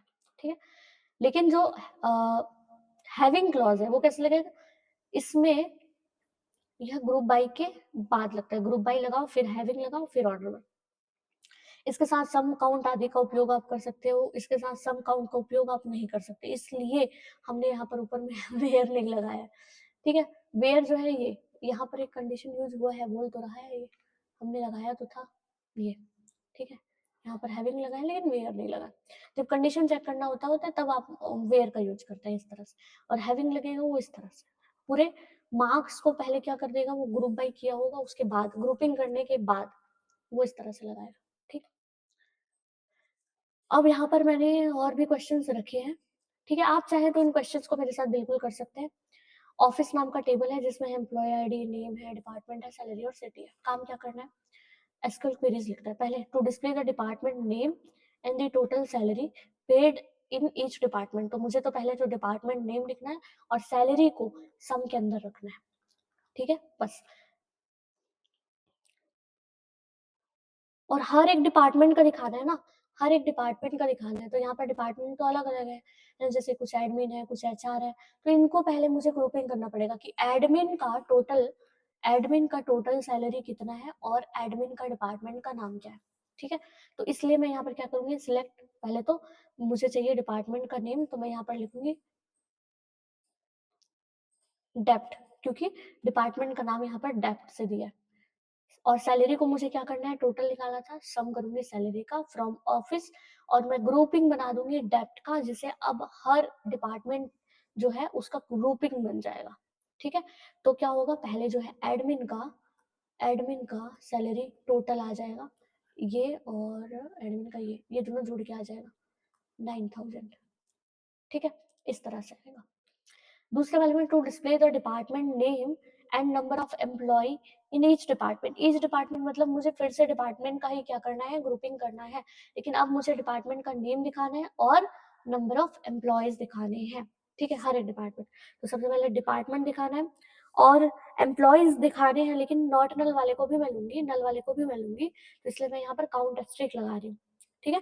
From office group by department, तो यहाँ पर पूरे डिपार्टमेंट जो है उनका काउंटिंग होके मुझे आंसर दिख जाएगा। जैसे कि पहला डिपार्टमेंट में दिखाएगा क्या, एडमिन, और एडमिन में है कितने एम्प्लॉय वो दिखाएगा यहाँ पर। जैसे कि एडमिन में है एक तो ये और एक ये, तो इसमें आंसर आ जाएगा 2। उसके बाद एचआर आ जाएगा और एचआर में कितने एम्प्लॉय है, वो ये और एचआर के ये, तो ये हो जाएगा 2। इस तरह से दिखाएगा, ठीक है। अब नेक्स्ट बोल रहा है to display the department name भी दिखाना है, लेकिन where the average salary is greater than 5500, ठीक। तो जिसकी सैलरी 5500 से ज्यादा है, ठीक है, एवरेज सैलरी, तो पहले मुझे क्या करना पड़ेगा, सैलरी का एवरेज निकालना पड़ेगा, और उसको जो भी एवरेज होगा, एवरेज निकालने के लिए एवीजी करके मैं सैलरी को उसके अंदर पास कर दूंगी, और मैं बोलूंगी ये ग्रेटर होने चाहिए 5500 के। तो मुझे क्या लगाना पड़ेगा, हैविंग का यूज करना पड़ेगा, क्योंकि मैं यहाँ पर क्या कर रही हूँ, ग्रुपिंग, ग्रुपिंग को फिल्टर कर रही हूँ, ठीक। तो मैं लगाऊंगी सिलेक्ट डेप्थ, क्योंकि मुझे डिपार्टमेंट नेम चाहिए फ्रॉम ऑफिस, ग्रुप बाय कर रही हूँ मैं किसको, डिपार्टमेंट का ग्रुपिंग बना रही हूँ, ठीक है। और उनकी सैलरी बताऊंगी हैविंग एवरेज सैलरी, और जिसकी सैलरी 55,000 से ऊपर होगी, केवल उनका ग्रुपिंग करना है मेरे को डिपार्टमेंट का, ठीक है। नेक्स्ट क्वेश्चन यहाँ पर है to display the list of cities and count of employees in each city, ठीक है। तो किसको ग्रुप करना पड़ेगा आपको, सिटी को, और sorted by count in descending order, और सॉर्ट करना है किसको, काउंट को डिसेंडिंग ऑर्डर में। तो क्या करना पड़ेगा, मुझे क्या क्या चाहिए, पहले तो सिटी चाहिए और काउंट चाहिए, ठीक है। तो पहले मैं सिटी कर लूंगी, सिलेक्ट सिटी, और काउंट एस्ट्रिक फ्रॉम ऑफिस, और ग्रुपिंग किसका करूंगी मैं, सिटी का, ठीक है। तो हर सिटी जो है वो काउंट हो जाएगा, हर सिटी काउंट हो जाएगा, और काउंट एस्ट्रिक पे वो दिख जाएगा, ठीक है। ऑर्डर बाई काउंट एस्ट्रिक में फिर उसको मैं डिसेंडिंग, जो भी काउंटिंग हुआ होगा ना, कि ये सिटी इतना है, वो सिटी उतना है, तो उन सिटीज का नाम पहले लिखाएगा, लेकिन किसकी, जिस सिटी की वैल्यू सबसे ज्यादा होगी, जो सिटी सबसे ज्यादा बार आया होगा वो पहले आएगा उसकी सिटी, मतलब समझ रहे हैं ना, इसमें आउटपुट क्या आएगा, ये बस मैं आपको इरेज करके दिखाती हूँ,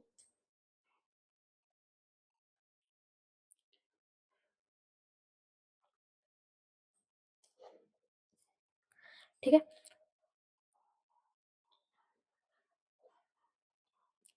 यहाँ पर पहले सिटी आ जाएगा, सिटी में पहले आएगा दिल्ली, और दिल्ली जो है वो कितने बार आया है वो उसकी काउंटिंग बताएगा, तो दिल्ली आया है यहाँ पर 2 बार, ठीक है। तो यहाँ पर काउंट वैसे आ जाएगा, फिर उसके बाद आएगा मुंबई, नहीं ये नहीं आएगा ना, शॉर्ट होने के बाद आएगा, अभी ये फाइनल आंसर नहीं है, देखते हैं कि किसका है। मुंबई है यहाँ पर 2 टाइम्स, इसके बाद है दिल्ली, मुंबई, पुणे, पुणे, और पुणे कितनी बार है, 1 बार है, मतलब फाइनल आंसर भी ऐसे ही दिखेगा, दिल्ली 2 बार, मुंबई 2 बार और पुणे 1 बार, ठीक है। और डिसेंडिंग में रखना था किसको, इसके काउंटिंग को, तो उसके हिसाब से पहले दिल्ली आएगा, फिर मुंबई आएगा, फिर पुणे आएगा, ठीक है। तो ये आ जाएगा आंसर। अब इसी में आउटपुट प्रिडिक्ट करो कि सिलेक्ट डिपार्टमेंट, डिपार्टमेंट दिखाना है, लेकिन सैलरी को मिनिमम कर देना, from office group by department having count is greater then 1, ठीक है। मतलब उस डिपार्टमेंट में कम से कम एक से ज्यादा लोग हो, और उनकी सैलरी में सबसे मिनिमम जिसका सैलरी होगा उसको आपको दिखाना है, ठीक है। तो यहाँ पर मिनिमम सैलरी डिपार्टमेंट वाइज आपको दिखाएगा ना, ग्रुप बाय किसको किया, वो डिपार्टमेंट को ना, जो डिपार्टमेंट वाइज दिखाएगा, देखते हैं ऊपर, ये एडमिन है, एचआर है और आईटी है, ठीक है। तो एडमिन में मिनिमम सैलरी किसका है, तो इसका है, और दूसरा है एचआर में मिनिमम सैलरी किसका है, तो ये इसका, ठीक है। तो यहीं पर यहाँ पर आपको आंसर दिया है, एडमिन में 4000 है और एचआर में 6000 है, ठीक है। मिनिमम सैलरी निकल जाएगा इस तरह से। और आईडी, ये जो है आईटी में तो एक ही है ना, तो आईटी का मिनिमम सैलरी अगर निकालोगे तो एक ही आ जाएगा, जो जिसका भी सैलरी जितना भी रहा होगा उतना आ जाएगा, ठीक है। यहाँ पर अब बोल रहे हैं select sum of salary from office, salary का सम निकालना है ना, जिनका डिपार्टमेंट जो है वो एडमिन हो, तो जिनका जिनका डिपार्टमेंट एडमिन होगा उनके सैलरी को आप जोड़ दोगे। तो हम पहले ही जोड़ लिए थे, एडमिन वाले का कितना आ रहा था 9000, यही आपका आंसर है। ठीक है, तो मेरे तरफ से यही टिप है कि टिप क्या रहेगा, आप पहले यूज कैसे करोगे, पहले वेयर, फिर लगाओगे क्या, इससे पहले भी फ्रॉम, फ्रॉम, फिर लगाओगे वेयर, उसके बाद लगाओगे ग्रुप बाय, फिर लगाओगे हैविंग, फिर लगाओगे ऑर्डर बाय। ठीक है, तो मुझे लगता है कि आज के सब्जेक्ट का जो भी कंटेंट था वो आपको समझ में आया होगा, लेकिन दोस्तों फिर भी आप ना एसक्यूएल की क्वेरीज को चला-चला के ज़रूर देखिए, कम से कम उनको लिख-लिख के प्रैक्टिस तो ज़रूर कीजिए, तभी आपको चीज़ें समझ में आएँगी। मतलब मुझे लगता है कि डीबीएमएस एक ऐसा सब्जेक्ट है जिसको आपको रिवीजन बार-बार करना पड़ेगा, क्योंकि थोड़ा-सा ये मैथमेटिकल भी हो जाता है ना? और थोड़ा लॉजिकल भी हो जाता है। तो इसलिए डीबीएमएस को तो आपको कम से कम 2 से 3 बार तो रिवीजन करना ही करना पड़ेगा, क्योंकि पूरा थ्योरी नहीं है, इसमें लॉजिक भी लगाना है आपको, और उन लॉजिक्स को लगाने के लिए आपको हर कमांड का नॉलेज होना भी ज़रूरी है, उनके सीक्वेंस का पता होना भी ज़रूरी है, और किसके साथ क्या लगता है ये भी ज़रूरी है ना? तो इसलिए आपको डीबीएमएस को 2 से 3 बार पढ़ना ही पड़ेगा। तो आप दोनों वीडियोज़ को कम से कम 2 से 3 बार देखना, या नोट्स बना लेना, नोट्स बनाने के बाद आप उसको रिवाइज़ कर सकते हो, ठीक है? तो आज के लिए इतना ही रखते हैं, बाकी नेक्स्ट वाले में मैं ना आपको पढ़ाऊँगी सोसाइटी, लॉ एंड एथिक्स में पढ़ाऊँगी, उसके नोट्स मेरे प्रिपेयर हो गए हैं, ठीक है? तो ये जो है आज ये आपको डीबीएमएस का मिलेगा ना, तो कल आपको सोसाइटी, लॉ और एथिक्स का एक ही वीडियो में मैं कंप्लीट कर दूँगी। वैसे मुझे लग रहा है कि वो ज़्यादा पेज का जाएगा नहीं, 70-80 पेज का जाएगा, ठीक है? उसमें एमसीक्यूज़ वगैरह मैं भी कराऊँगी, तो फिर कल मैं करा दूँगी आपको सोसाइटी, लॉ और एथिक्स। तब तक के आप अपना ख़्याल रखिए और मेरे चैनल को करिए सब्सक्राइब, दोस्तों के साथ करिए शेयर, और आज की वीडियो को ज़रूर से करिए लाइक। धन्यवाद।